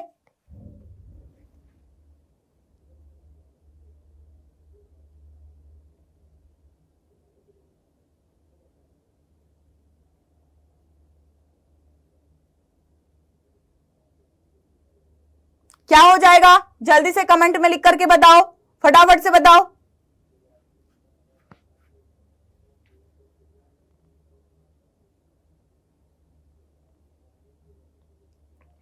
यहां पर हो जाएगा क्या, -MB cos upper limit minus lower limit θ2 minus θ1, है ना, θ2 माइनस θ1।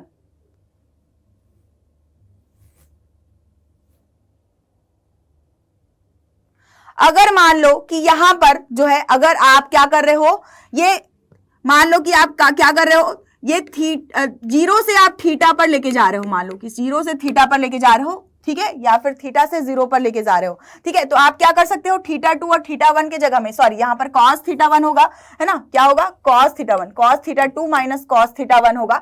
आप किधर से किधर लेके जा रहे हो, जीरो से थीटा 1 पे ले जा रहे हो कि थीटा 1 से जीरो पर ले जा रहे हो, या आपके ऊपर डिपेंड करता है, ठीक है। अगर हम यहां पर मान ले कि हमारा जो थीटा 1 है वो क्या है, 0 है, और हमारा जो थीटा 2 है वो क्या है, थीटा है, अगर तो इस केस में जो किया गया कार्य है वो क्या हो जाएगा, कार्य बराबर माइनस एम बी, और ये हो जाएगा क्या, कॉस थीटा माइनस 1, ठीक है। थीटा 1 के जगह में अगर हम 0 रख देंगे तो ये डिपेंड करता है कि आप कौन से कोण तक के लेकर के जा रहे हो, ठीक है। तो यहां पर ये जो किया गया कार्य है यही क्या होगा, स्थितिज ऊर्जा के बराबर होगा। तो ऊर्जा के बराबर में हम लिख देते हैं इसको U बराबर, हम जो है आपका ये वाला जो है फॉर्मूला आ जाएगा, और ये किया गया कार्य ही आपकी क्या है, स्थितिज ऊर्जा है। इसको हम लिख देते हैं क्या, माइनस,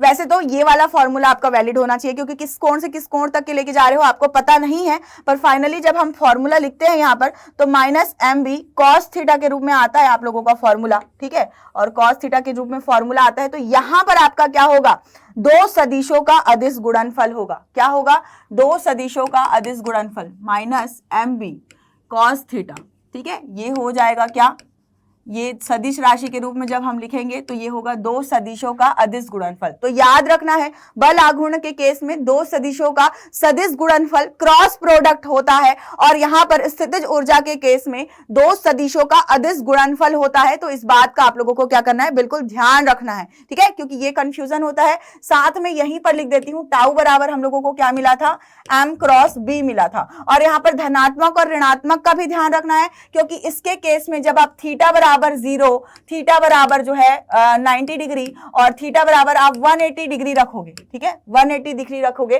तो यहां पर थीटा बराबर 0 के केस में, केसेस भी बता देती हूं, u बराबर u के लिए थीटा बराबर 0 के केस में आपका क्या आ जाएगा, minus M B, minus M B आ जाएगा। मतलब कि जब थीटा बराबर 0 है तो सबसे न्यूनतम स्थितिज ऊर्जा होगी, क्या होगी, सबसे न्यूनतम। ये सारी चीजें आप लोगों ने विद्युत द्विध्रुव आघूर्ण के केस में स्थितिज ऊर्जा कार्य सब कुछ पढ़ा है, ठीक है। और जब मान लो कि क्या होगा, 180 डिग्री होगा तो थीटा बराबर 180 डिग्री के लिए क्या होता है, कॉस का मान -1 होता है, तो माइनस माइनस क्या हो जाएगा, प्लस हो जाएगा, और 180 डिग्री के केस में क्या हो जाएगा, स्थितिज ऊर्जा का मान जो है अधिकतम हो जाएगा, ठीक है, क्या हो जाएगा, अधिकतम हो जाएगा, ठीक। अब ये जो भी हम लोगों ने पढ़ा, किया गया कार्य हम लोगों ने पढ़ लिया, बल आघूर्ण हम लोगों ने पढ़ लिया, चुंबकीय क्षेत्र की तीव्रता भी हम लोगों ने पढ़ ली, ठीक है। अब यहां पर एक चीज और ऐड करना चाहूंगी कि ये जो चुंबकीय क्षेत्र की तीव्रता जब हम लोगों ने पढ़ा है, ठीक है, ये जो चुंबकीय क्षेत्र की तीव्रता जो हम लोगों ने इसके पहले पढ़ा, जहां से हम लोगों को बल आघूर्ण और स्थितिज ऊर्जा का कॉन्सेप्ट भी मिला, यहां पर एक ऐड कर सकते हो आप अक्षीय और निरक्षीय स्थिति, जो कि मैं मिस कर गई थी, और बिल्कुल मैं ये लिखना चाहूंगी, अक्षीय और निरक्षीय स्थिति के केस में जैसा कि हम लोगों ने द्विध्रुव विद्युत के केस में पढ़ा है, सेम वैसे ही अक्षीय स्थिति में क्या होगा, चुंबकीय क्षेत्र की तीव्रता का मैं सूत्र आप लोगों को यहाँ पर बता देती हूँ, μ0/4π 2m बटे होगा क्या, r3। बिल्कुल जैसे कि आप लोगों का विद्युत द्विध्रुव के केस में होता था। डेरिवेशन भी बिल्कुल सेम है, इसीलिए मैं डेरिवेशन आपको नहीं बता रही हूं, आपको खुद से करना है, बिल्कुल सेम है, आपको सिर्फ फॉर्मूला याद दिला रही हूं। निरक्षीय स्थिति में क्या होता था, विद्युत क्षेत्र की तीव्रता, वैसे ही यहाँ पर जो है चुंबकीय क्षेत्र की तीव्रता भी होगा क्या, निरक्षीय स्थिति में μ0/4π, और यहाँ पर हो जाएगा क्या, m/r3, क्या हो जाएगा, m/r3, ठीक है। तो बिल्कुल ये जो है बिल्कुल आप इसको नोट करके लिख सकते हो। चुंबकीय, तो हम यहाँ पर एक बार फिर से रिवाइज कर लेते हैं। हमने चुंबकीय क्षेत्र की बात करी, फिर चुंबकीय क्षेत्र से हम लोगों ने चुंबकीय बल पर आए, कूलाम के नियम के जैसा ही यहाँ पर जो है चुंबकीय बल भी आप ज्ञात कर सकते हो। चुंबकीय बल से हम चुंबकीय क्षेत्र की तीव्रता पर आए, तो दोनों ध्रुवों पर हम लोगों ने B1 और B2 चुंबकीय क्षेत्र की तीव्रता हम लोगों ने यहाँ पर निकाल लिया, और चुंबकीय क्षेत्र की तीव्रता के बाद अक्षीय और निरक्षीय स्थिति का केस जो है बिल्कुल जैसा आप लोगों ने सॉल्व किया है द्विध्रुव विद्युत के केस में, वैसा ही सेम आपको चुंबक के केस में भी करना है और आपको फाइनली ये फॉर्मूलाज जो है आपको मिलेंगे, पर डेरिवेशन आपको पूछता नहीं है, इसीलिए मैंने कराया भी नहीं है। सीधे सीधे मैंने आप लोगों को फॉर्मूला बता दिया। अगर चुंबकीय क्षेत्र की तीव्रता का अक्षीय और निरक्षीय स्थिति का न्यूमेरिकल आपको पूछता है तो आप जो है बिल्कुल बना सकते हो। और इसके बाद जो है बल आघूर्ण, ये इंपॉर्टेंट था बल आघूर्ण, और इसके अलावा जो है हम लोगों ने स्थितिज ऊर्जा के बारे में पढ़ लिया। ठीक है, तो बहुत सारी इंपॉर्टेंट चीजें हम लोगों ने जो है पढ़ चुके हैं हम। अब हम जो है कुछ महत्वपूर्ण परिभाषाएं एक बार देख लेते हैं, फिर से देख लेते हैं। ठीक है, चुंबकन, अभी हम लोगों ने चुंबकीय क्षेत्र की बात करी थी, ये कुछ महत्वपूर्ण परिभाषाएं जो आप लोगों को अभी काम आने वाली है। अभी यहां पर जो है चुंबकीय क्षेत्र के बाद चुंबकन क्षेत्र की हम बात करते हैं। अब ये चुंबकन क्षेत्र क्या है, जैसे कि किसी भी चुंबकीय क्षेत्र में क्या है, चुंबकीय पदार्थ अगर रखा हुआ है, ठीक है, किसी भी चुंबकीय क्षेत्र में चुंबकीय पदार्थ को रखने पर उसे चुंबकित करने वाले क्षेत्र को चुंबकन क्षेत्र कहते हैं, जिसको H अक्षर से प्रदर्शित किया जाता है। मतलब कि हम क्या करेंगे कि कोई भी मान लो कि क्या है, यहां पर चुंबकीय क्षेत्र है, ठीक है, इस क्षेत्र में मान लो कि हम लोगों ने किसी मान लो कि किसी चुंबकीय पदार्थ को हम रख देते हैं। ठीक है, चुंबकीय पदार्थ जैसे कि मान लो कि हम क्या कर देते हैं, लोहे को रख देते हैं। अब जाहिर सी बात है कि जब भी कृत्रिम चुंबक बनाया जाता है तो उस कृत्रिम चुंबक को लौह तत्वों से ही बनाया जाता है ना, लौह चुंबकीय तत्वों से बनाया जाता है और कुछ ना कुछ प्रोसेस करके स्थायी चुंबक का निर्माण करा जाता होगा। तब उस तरीके से क्या करा जाता है, चुंबकीय पदार्थ लिया जाता है, जैसा कि लोहा मान लो चुंबकीय पदार्थ है। अब इसको चुंबकित करने वाला जो चुंबकीय क्षेत्र है ना, चुंबकित करने वाला ये जो चुंबकीय क्षेत्र है, यहाँ पर जब हम ये बना रहे हैं तो ये जो क्षेत्र है यही क्या कहलाता है, चुंबकन क्षेत्र कहलाता है। क्या कहलाता है, चुंबकन क्षेत्र कहलाता है, जिसको हम क्या करते हैं, H अक्षर द्वारा प्रदर्शित कर रहे हैं। पर ये समान चुंबकीय क्षेत्र नहीं है, ये चुंबकित करने वाला चुंबकीय क्षेत्र है, चुंबकित करने वाला क्षेत्र है ना, जिसकी वजह से यहाँ पर ये जो लोहा है वो चुंबक में बदल रहा है। ठीक है, तो ये चुंबकित करने वाला जो क्षेत्र है ये चुंबकन क्षेत्र कहलाता है। तो थोड़े थोड़े नाम में डिफरेंस है और आई होप कि आप लोगों को यहाँ पर क्लियर हो गया होगा, क्योंकि जनरली जो है कंफ्यूजन होता है बी और एच में कंफ्यूजन होता है। ठीक है,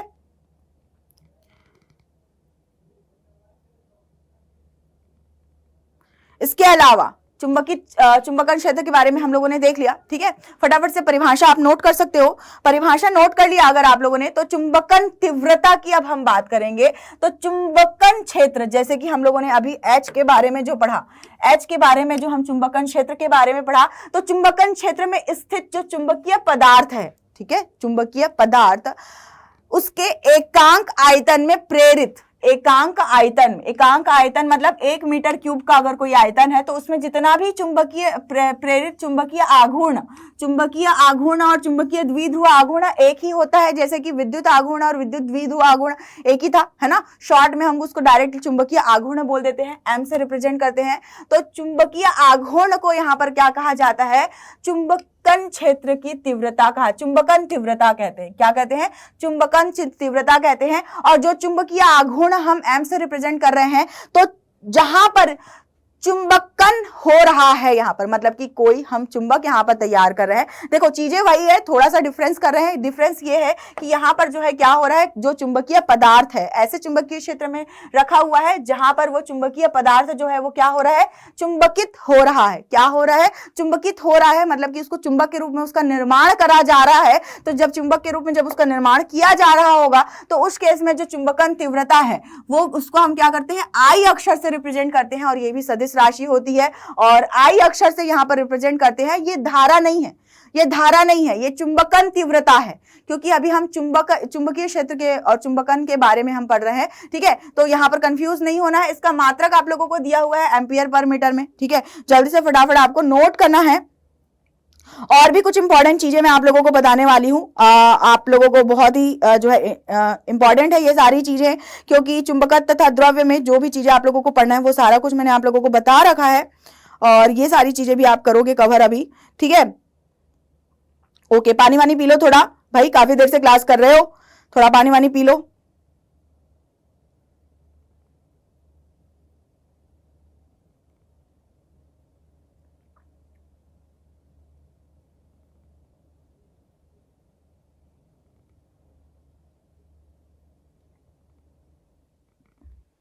ठीक है, तो यहां पर ये जो आई हम लोगों को मिला है ये आई जो हम लोगों को मिला है, ठीक है, इसके पहले हम लोगों ने एच के बारे में देखा तो वो तो सिंपल ही है कि जब चुंबकीय पदार्थ को हम क्या कर रहे हैं, चुंबकित कर रहे हैं, तो उस क्षेत्र को हम चुंबकन क्षेत्र कह रहे हैं, एच से रिप्रेजेंट कर रहे हैं। यहाँ पर आई किसको रिप्रेजेंट कर रहे हैं, जो चुंबकीय आघूर्ण है, जो चुंबकीय तीव्रता यहाँ पर है, उसको हम क्या कर रहे हैं, आई से रिप्रेजेंट कर रहे हैं। अब क्योंकि ये चुंबकीय आघूर्ण से ही हम लोगों को मिला है, तो कहीं ना कहीं ये चुंबकीय आघूर्ण पर ही डिपेंड करती होगी। तो ये क्या हो जाएगा, एकांक आयतन हम लोगों ने लिया था। अगर एकांक आयतन नहीं है तो इस केस में क्या हो जाएगा, चुंबकीय आघूर्ण बटे वी हो जाएगा। क्या हो जाएगा, चुंबकीय आघूर्ण बटे वी हो जाएगा, ठीक है। आयतन है ये, वी क्या है, आयतन, वी क्या है, आयतन, और एम क्या है, तो बिल्कुल चुंबकीय आघूर्ण है, ठीक है। यहां पर अगर चुंबकीय आघूर्ण का हम फॉर्मूला रखेंगे तो ये क्या हो जाएगा, एम चुंबकीय प्रबलता एम इंटू एल, ठीक है। लंबाई को हम लोगों ने यहाँ पर एल लिया है, जैसे इसके पहले चुंबक के लिए हम 2 एल ले रहे थे, तो हम लोगों ने एक ध्रुव प्रबलता गुणा क्या लिया है, लंबवत दूरी, तो ये क्या है, एम हो गया, एम इंटू एल, इसीलिए हम लोगों ने रखा है। आयतन की अगर हम बात करें तो आयतन क्या हो जाएगा, क्षेत्रफल गुणा लंबाई। आयतन क्या हो जाएगा, क्षेत्रफल गुणा लंबाई, ठीक है, दिखाई दे रहा है आप लोगों को, क्षेत्रफल गुणा लंबाई हो जाएगा। अब यहां से ये एल और एल तो क्या हो गया, कैंसिल हो गया, तो यहां पर जो चुंबकन तीव्रता है, चुंबकन तीव्रता जिसको हम आई अक्षर से रिप्रेजेंट कर रहे हैं, ये ध्रुव प्रबलता बटे क्या हो गया, क्षेत्रफल, जिसका हम लोग क्या कर रहे हैं, जिस चुंबकीय पदार्थ को हम लोगों ने रखा है उस पदार्थ का क्षेत्रफल ए, ठीक है, उस पदार्थ का क्षेत्रफल ए। तो ये हम लोगों को क्या मिल गया, चुंबकन तीव्रता हम लोगों को मिल गई, इसका मात्रक दिया हुआ है एम्पियर मीटर, ठीक है। चुंबकीय प्रवृत्ति किसको बोलते हैं, चुंबकीय प्रवृत्ति तो किसी पदार्थ में उत्पन्न चुंबकीय चुंबकन तीव्रता आई तथा चुंबकन क्षेत्र एच, इनके अनुपात को हम क्या कहते हैं, उस पदार्थ की चुंबकीय प्रवृत्ति कहते हैं, उस पदार्थ की चुंबकीय प्रवृत्ति कहते हैं, जिसको हम क्या करते हैं, ये जो हम बना रहे हैं ना, ये एक्स नहीं है, ये जो हम बना रहे हैं ये एक्स नहीं है, इसको बोलते हैं काई, क्या बोलते हैं इसको, काई, और इसको काई अक्षर से प्रदर्शित करते हैं, चुंबकीय प्रवृत्ति कहलाती है। ये जो है चुंबकन तीव्रता और चुंबकन क्षेत्र के अनुपात के क्या होती है, चुंबकन तीव्रता और चुंबकन क्षेत्र के अनुपात के बराबर होती है, ठीक है।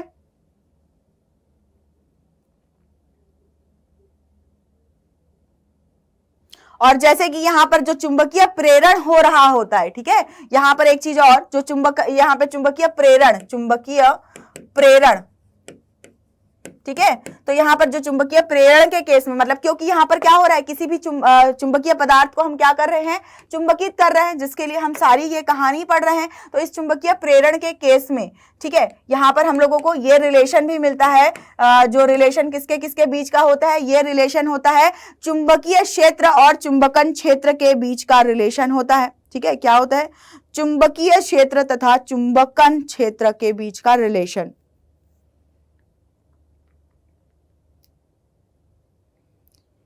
तो यहां पर हम लोगों को ये चीज को हम यहां पर देख लेते हैं, B बराबर म्यू एच, है ना, म्यू बराबर आपका म्यू नॉट और म्यू आर भी हो सकता है, और यहां से जो है हम म्यू बराबर B बटे एच भी हम क्या कर सकते हैं, म्यू बराबर हम B बटे एच भी लिख सकते हैं, ठीक है। और यहां पर एक और रिलेशन है जो आपको फॉर्मूला के रूप में यहां पर लिख लेना चाहिए, B बराबर जो है हमारा mu naught I plus H, ठीक है। तो ये सारे रिलेशंस आप लिख लो, क्योंकि इनके रिलेटेड आप लोगों को जो है न्यूमेरिकल क्वेश्चंस पूछे जाते हैं, तो यहाँ पर इन फॉर्मूलाज को थोड़ा सा आप लोगों को याद रखना होगा। पर मैंने कोशिश किया आप लोगों को बहुत अच्छे से समझाया मैंने यहाँ पर कि किस तरीके से मतलब जो है ये सारी चीजें आई है, क्योंकि बहुत ज्यादा मतलब आगे तक भी बच्चों को ये क्लियर नहीं होता है कि B और H में डिफरेंस क्या है, ठीक है, और I और M में डिफरेंस क्या है ना। कभी हम I लिखते हैं, कभी M लिखते हैं, शब्द हम चुंबकन आघूर्ण और चुंबकीय आघूर्ण में जब हम पढ़ रहे होते हैं तो हमारा इतना मतलब कि फोकस ही नहीं होता है पढ़ाई में कि हम दोनों के डिफरेंस को जो है समझ पाए। तो इसलिए मैं आप लोगों को एकदम क्लियर करके बता रही हूं। यहाँ पर इस चीज का आप लोगों को क्या करना है, बिल्कुल बहुत अच्छे से ध्यान रखना है।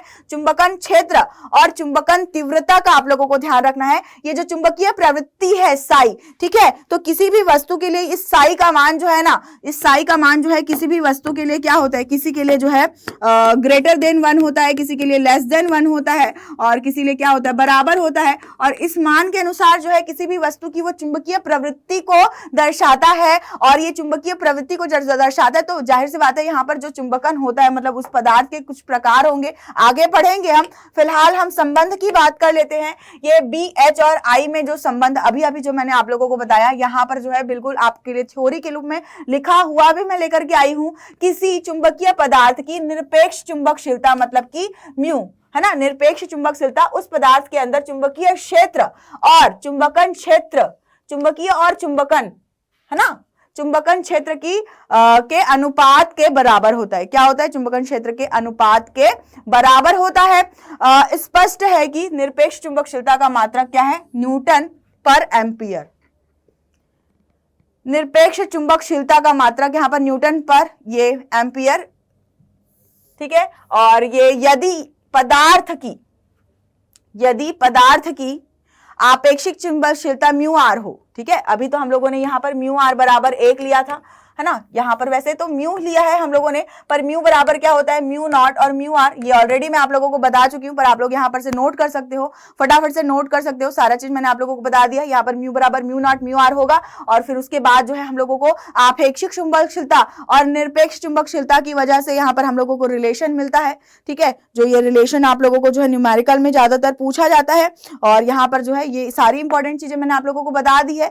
अब हम जो है चुंबकीय पदार्थ, अब हम ये जो है फटाफट से आप नोट कर लो। इसके बाद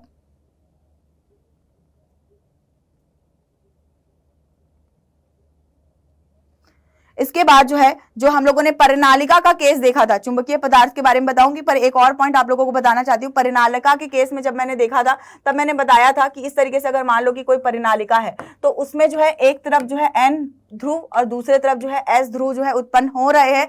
ये मैंने आप लोगों को काफी अच्छे से वीडियो के माध्यम से समझाया। अगर आप लोगों ने अभी तक नहीं देखा, अगर आप में से किसी बच्चे ने वो लेक्चर अगर नहीं देखा है तो जल्दी से जाकर के आप उस वीडियो की लिंक हमारे इस चैनल पे आपको मिल जाएगी, जहां पर आपको देखना है। तो बिल्कुल ये चीज भी है, आप नोट कर सकते हो। जब चुंबकीय पदार्थ की हम बात करते हैं, जो चुंबकीय पदार्थ जिसको हम क्या कर रहे हैं, चुंबकित कर रहे हैं, क्या कर रहे हैं, हम चुंबकित कर रहे हैं। तो यहां पर जब हम लोगों ने चुंबकन क्षेत्र के बारे में पढ़ा था, यहां पर जब हम लोगों ने क्या पढ़ा था, चुंबकन क्षेत्र के बारे में, तो ये जो चुंबकीय पदार्थ है इसका अब हम लोगों को क्या पढ़ना है, डिटेल्स पढ़ना है, क्योंकि इसके रिलेटेड जो थ्योरी है वो आती है, ठीक है। अभी तक जो भी मैंने आप लोगों को फॉर्मूलाज आप लोगों को बताया है, ये सारे फॉर्मूला के रिलेटेड आप लोगों को जो है क्वेश्चंस मिल सकते हैं। क्वेश्चंस की प्रैक्टिस आप लोगों को कर लेनी चाहिए, ठीक है। इसके अलावा ये जो चुंबकीय पदार्थ है, यहाँ पर 3 तरह के हम चुंबकीय पदार्थ के बारे में पढ़ेंगे, ठीक है।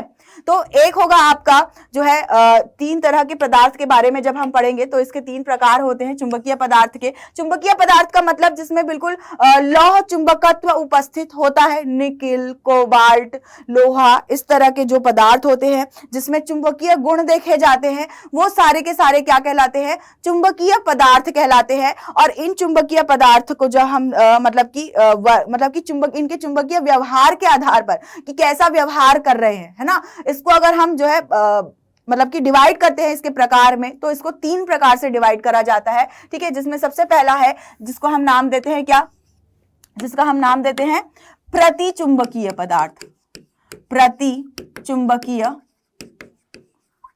पदार्थ, ठीक है। दूसरा जो प्रकार है वो है अनुचुंबकीय, ठीक है। देखो प्रति मतलब कि विरोधी होगा, जाहिर सी बात है, अपोजिट होगा, है ना, बिल्कुल आपको नाम से मतलब समझना है, अपोजिट होगा। अनुचुंबकीय, ठीक है, अनुकूल होगा थोड़ा बहुत, अनुचुंबकीय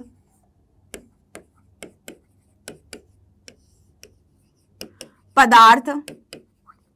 और होगा तीसरा क्या, लौह चुंबकीय पदार्थ। ये तो पूरा का पूरा अनुकूल होगा। कंप्लीट स्थायी चुंबक बनाने के लिए हम लौह चुंबकीय पदार्थ का क्या करते हैं, लौह चुंबकीय पदार्थ का हम इस्तेमाल करते हैं। तो बिल्कुल इस तीनों प्रकार के बारे में ही हम लोगों को क्या करना है, इस चुंबकीय पदार्थ के बारे में जब हम पढ़ रहे हैं तो हम लोगों को इन तीनों पदार्थ के बारे में ही पूरा जो है डिटेल्स पढ़ना है। तो सबसे पहले हम प्रतिचुंबकीय पदार्थ के बारे में पढ़ेंगे। इस प्रतिचुंबकीय पदार्थ प्रति का मतलब बिल्कुल विरोधी यहाँ पर गुण पाया जाएगा।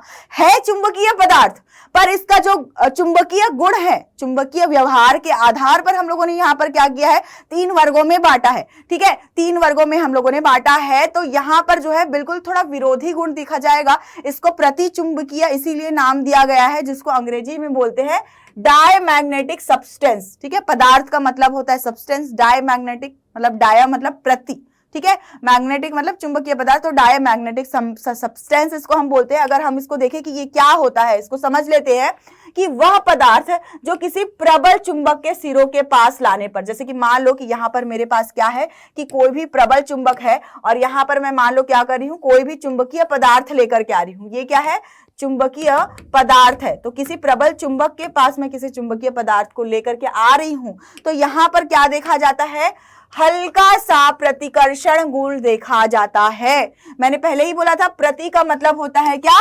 विरोधी। ठीक है, प्रति का मतलब होता है यहाँ पर विरोधी। जब भी हम लोगों को किसी के विरोध में, कुछ आप लोगों ने हिंदी में भी पढ़ा होगा, ठीक है, तो यहाँ पर क्या है, हल्का सा प्रतिकर्षण का गुण जो है देखा जा रहा है। इसलिए इस चुंबकीय पदार्थ को हम प्रति चुंबकीय पदार्थ कहते हैं। है तो चुंबकीय पदार्थ, पर थोड़ा सा यहाँ पर प्रतिकर्षण का गुण देखा जाता है, जिसकी वजह से इनको हम क्या कहते हैं, प्रति चुंबकीय पदार्थ कहते हैं। अगर हम कोई भी बाह्य विद्युत क्षेत्र लेते हैं और बाह्य विद्युत क्षेत्र पर रखे जाने पर क्या होता है, पदार्थ के क्षेत्र के विपरीत दिशा में अल्प चुंबकत्व प्राप्त कर लेता है। मतलब कि जो प्रतिकर्षण का गुण देखा जाता है, इस प्रतिकर्षण के गुण की वजह से यहाँ पर चुंबकत्व उत्पन्न तो होता है, लेकिन किधर, विपरीत दिशा में। किस दिशा में, विपरीत दिशा में थोड़ा सा चुंबकत्व उत्पन्न होता है। मतलब यहां पर भी क्या होगा, यहां पर चुंबकत्व होगा, पर इस चुंबक के विपरीत दिशा में। ठीक है, इस चुंबक के विपरीत दिशा में, विपरीत दिशा में क्या होगा, अल्प चुंबकत्व उत्पन्न होगा।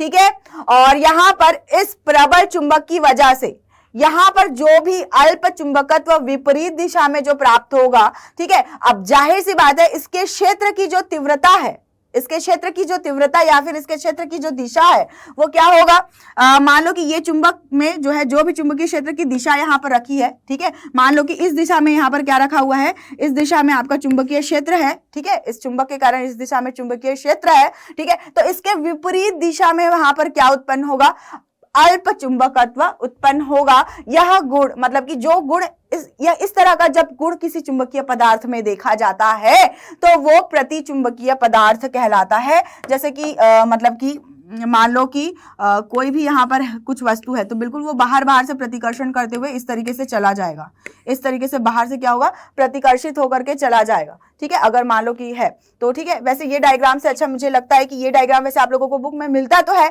पर उसको देख करके चीजें जो है क्लियर समझ में नहीं आती है। यहाँ पर मैंने आप लोगों को एक एक चीज क्लियर बता दिया है कि यहाँ पर चुंबकन, जब हम चुंबकित कर रहे हैं, जब चुंबकन क्षेत्र उत्पन्न हो रहा है, चुंबकन क्षेत्र मतलब H उत्पन्न हो रहा है।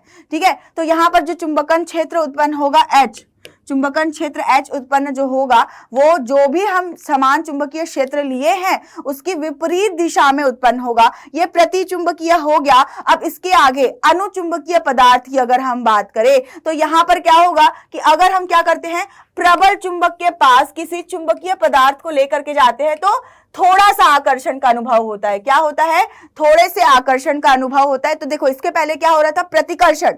यहाँ पे मैंने बोला ना अनुकूल, अनु मतलब कि अनुकूल है ना, अनुकूल है, एडजस्ट हो जा रहा है, उसी के डायरेक्शन में जो है यहाँ पर जो है आकर्षण में जो है आकर्षण का अनुभव हो रहा है, उसी के डायरेक्शन में होगा। अब यहाँ पर मान लो कि बाह्य चुंबकीय क्षेत्र में जब हम इसको रखते हैं तो बाह्य क्षेत्र की दिशा के क्या होगा, क्षीण चुंबक मतलब क्षीण चुंबक मतलब कि थोड़ा सा चुंबकत्व, मतलब थोड़े से देर के लिए, क्षीण चुंबकत्व ऐसा चुंबकत्व जो खत्म हो जाता है, खत्म होने वाला चुंबकत्व यहाँ पर प्राप्त कर लेता है। मतलब चुंबकित तो होता है पर थोड़ा सा, एकदम हल्का सा आकर्षण का गुण देखा जा रहा है ना, इसीलिए ये क्या कहलाता है, जो है अनुचुंबकीय कहलाते हैं। पदार्थ द्वारा बाह्य चुंबकीय क्षेत्र में, बाह्य क्षेत्र की दिशा में, किसकी दिशा में, बिल्कुल बाह्य सेम दिशा में, मतलब कि यहाँ पर अगर चुंबक रखा हुआ है, ठीक है, अगर इस चुंबक में चुंबकीय क्षेत्र की दिशा इधर है, ठीक है, ये क्या है, चुंबकीय क्षेत्र की दिशा है। ठीक है, तो यहाँ पर जो भी हम यहाँ पर क्या कर रहे हैं, चुंबकीय पदार्थ हम ले रहे हैं, तो यहाँ पर जो चुंबकन क्षेत्र उत्पन्न होगा H, वो क्या होगा, एक जैसे दिशा में होगा। चुंबकन क्षेत्र कैसे होगा, एक जैसी दिशा में होगा, पर ये थोड़ी सी देर के लिए होगा। क्षीण चुंबकीय क्षेत्र जिसको हम बोलते हैं, हल्का सा आकर्षण देखा जाता है, हल्का सा। ठीक है, तो ये हो गया अनुचुंबकीय पदार्थ। अब जब हम लौह चुंबकीय पदार्थ की बात करते हैं, तो ये ऐसा पदार्थ है जिससे हम स्थायी चुंबक का निर्माण करते हैं, क्योंकि ये एकदम मतलब पूरा का पूरा जो है इसमें एकदम से चुंबकीय व्यवहार देखा जाता है। तो प्रबल चुंबक की जगह अगर हम क्षीण चुंबक, मतलब अगर थोड़ा सा चुंबकत्व भी अगर हम रख देना, थोड़ा सा चुंबक भी ले ले, प्रबल चुंबक लेने की जरूरत नहीं है। प्रबल मतलब एकदम जिसका पावरफुल चुंबक हो, वैसा चुंबक भी नहीं, क्षीण चुंबक भी अगर हम लेंगे ना, फिर भी यहां पर क्या देखा जाता है, हल्का सा नहीं, पूरा का पूरा आकर्षण अनुभव किया जाता है। क्या कहलाता है, पूरा क्या देखा जाता है, पूरा का पूरा आकर्षण का यहाँ पर अनुभव किया जाता है। तो ये क्या कहलाता है, लौह चुंबकीय पदार्थ कहलाता है। क्या कहलाता है, लौह चुंबकीय पदार्थ कहलाता है। ये पदार्थ बाह्य चुंबकीय क्षेत्र में, बाह्य क्षेत्र की दिशा में प्रबल चुंबकत्व, देखो यहां पर क्या हो रहा है, क्षीण चुंबकत्व नहीं, यहां पर छोटा सा भी चुंबक है, उसके बावजूद ये जो चुंबकीय पदार्थ है वो क्या करेगा, छोटा सा चुंबकीय क्षेत्र भी है, तो यहां पर फिर भी क्या होगा, प्रबल चुंबकन क्षेत्र, बहुत ही स्ट्रॉन्ग प्रबल चुंबकत्व ग्रहण कर लेगा। ये कैसे पदार्थ होते हैं, इस तरह के पदार्थों को हम क्या नाम देते हैं, लौह चुंबकीय पदार्थ नाम देते हैं। ठीक है, बहुत इंपॉर्टेंट है। कौन कौन से लौह चुंबकीय पदार्थ होते हैं, कौन कौन से जो है अनुचुंबकीय पदार्थ होते हैं, कौन कौन से जो है प्रतिचुंबकीय पदार्थ होते हैं, बिल्कुल आपको खुद से थोड़ी सी पढ़ाई तो खुद से भी कर लो, थोड़ी पढ़ाई आपको खुद से भी करनी है, देखना है आपको इसके। और वैसे गुण तो सारे मैंने एक्सप्लेन कर दिए हैं, फिर भी थोड़ा सा आपको जो है खुद से पढ़ना है, क्योंकि अगर आपको पूछेगा तो इस चुंबकीय पदार्थ के बारे में आपको परीक्षा में थ्योरी क्वेश्चन आएगा। थ्योरी क्वेश्चन ज्यादातर अनुचुंबकीय, लौह चुंबकीय और प्रतिचुंबकीय पदार्थ का थ्योरेटिकल क्वेश्चन आता ही आता है। उसके पहले जो हम लोगों ने पढ़ा है ना, उसके पहले जो हम लोगों ने फॉर्मूलाज देखे, उससे रिलेटेड आपको छोटे छोटे न्यूमेरिकल क्वेश्चंस आते हैं। अब आखिरी टॉपिक हम पढ़ने जा रहे हैं इस चैप्टर का, इस वन शॉट का लास्ट टॉपिक, जिसका नाम है विद्युत चुंबक, इलेक्ट्रोमैग्नेट जिसको हम कहते हैं। तो ये जो विद्युत चुंबक इलेक्ट्रोमैग्नेट आप चित्र में यहां पर देख सकते हो, बिल्कुल ये परिनालिका ही है। बिल्कुल, जब तक कि हम विद्युत धारा का यहां पर प्रवाह करते हैं तो अस्थायी रूप से ये चुंबक बन जाते हैं। क्या बन जाते हैं, अस्थायी चुंबक। ठीक है, तो ये जो अस्थायी चुंबक है, जो कि विद्युत धारा के प्रवाह के वजह से बनते हैं, ठीक है, इन्हीं को हम क्या कहते हैं, विद्युत चुंबक कहते हैं। क्या कहते हैं, विद्युत चुंबक कहते हैं। इलेक्ट्रोमैग्नेट के नाम से हम जानते हैं। बिल्कुल, आप चित्र में बहुत अच्छे से देख पा रहे हो, इस तरह के इलेक्ट्रोमैग्नेट मशीन्स में बहुत ज्यादा इस्तेमाल किए जाते हैं। आप लोगों ने प्रत्यावर्ती धारा जो चैप्टर आप पढ़ोगे या पढ़ चुके होगे, वहां पर आप लोगों ने जो है एसी जनित्र और बिल्कुल डीसी एसी मोटर के बारे में आप लोगों ने वहां पर पढ़ा होगा या पढ़ोगे, तो वहां पर बिल्कुल जो है इन इलेक्ट्रोमैग्नेट्स का ही इस्तेमाल किया जाता है। वैसे आप लोगों ने थोड़ा बहुत 10th में भी पढ़ा होगा। तो ये इलेक्ट्रोमैग्नेट बहुत काम की चीज है, बहुत काम की चीज है, पर इसमें आपको कुछ खास पढ़ना ही नहीं है। जो भी आप लोगों ने परिनालिका में पढ़ा है और जो भी परिनालिका में आप लोगों ने सूत्र देखे हैं चुंबकीय क्षेत्र के लिए, बिल्कुल वही सारी चीज जो है यहाँ पर आपकी इस्तेमाल होनी है। ठीक है, और इनके अगर मैं यहाँ पर बिल्कुल अगर आपको डायग्राम बना करके दिखाऊं, तो बिल्कुल जैसे हम लोगों ने परिनालिका का डायग्राम बनाया था, इस तरह से यहाँ पर हम क्या करेंगे, बिल्कुल तांबे के तार को इस तरीके से कुंडली नुमा संरचना में हम लपेट देंगे और यहाँ पर जो है बिल्कुल एक रियोस्टेट लगाएंगे, जिससे हम जो है इसको प्रतिरोध को कम ज्यादा करके क्या कर सकते हैं, यहां से जो है हम यहाँ पर सप्लाई कनेक्ट करेंगे, बैटरी से सप्लाई जब कनेक्ट करेंगे, ठीक है, ये बैटरी हमने लगा दिया जिससे हम यहाँ पर विद्युत धारा प्रवाहित कर रहे हैं। एक कुंजी हम लोगों ने लगा दी, ठीक है, और यहाँ से क्या कर सकते हैं, रियोस्टेट से हम यहाँ पर विद्युत धारा को कम ज्यादा कर सकते हैं, जिससे यहाँ पर जो चुंबकत्व है उसको भी हम क्या कर सकते हैं, कम ज्यादा कर सकते हैं। और जैसे ही हम यहाँ पर इस विद्युत धारा को मतलब यहाँ पर कुंजी को ऑन करेंगे, चालू करेंगे, तो यहाँ पर विद्युत धारा का प्रवाह शुरू होगा और ये बन जाएगा इलेक्ट्रोमैग्नेट। जब तक कि आप लोगों को चाहिए, है ना, जनरेटर हो गया आप लोगों को, जब भी हम लोगों को जनरेटर के बारे में हम लोगों ने वैसे पढ़ा है, तो वहां पर जब हम इस तरीके से क्या करते हैं, इलेक्ट्रोमैग्नेट्स का इस्तेमाल करते हैं, तो जब तक जनरेटर ऑन रहता है वो बिल्कुल अस्थायी चुंबक की तरह कार्य करता है, और और जैसे ही जनरेटर को हम बंद कर देते हैं तो वो क्या बन जाता है, सामान्य लोहा बन जाता है, लौह तत्व बन जाता है ना। तो बिल्कुल यही है और कुछ भी नहीं है। सारी थ्योरीज आपकी परिनालिका के जैसे है, तो जो भी आप लोगों को परिनालिका में आप लोगों ने पढ़ा है, अगर आपको इलेक्ट्रोमैग्नेट पूछेगा, इलेक्ट्रोमैग्नेट का थ्योरी वैसे विद्युत चुंबक के बारे में पूछता है, तो वही सारी चीज लिखनी है जो भी आप लोगों ने परिनालिका में पढ़ रखा है। ठीक है बेटा, तो आपको मैंने ये पूरा चैप्टर फिनिश करवा दिया है आज के इस वन शॉट में, सारा कुछ आपको समझा दिया है, जो भी क्वेश्चंस इंपॉर्टेंट है वो भी सब कुछ मैंने आपको बता रखा है कि क्या थ्योरी में पूछेगा, क्या न्यूमेरिकल्स के फॉर्म में पूछेगा। और ये काफी स्कोरिंग चैप्टर है और काफी छोटा चैप्टर है, तो इस चैप्टर को जरूर आप अच्छे से कर लेना।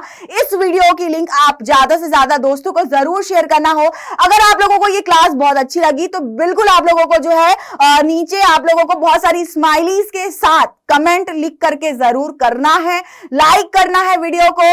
और बिल्कुल हम मिलते हैं हमारे अगले वीडियो में, तब तक के लिए बाय बच्चों।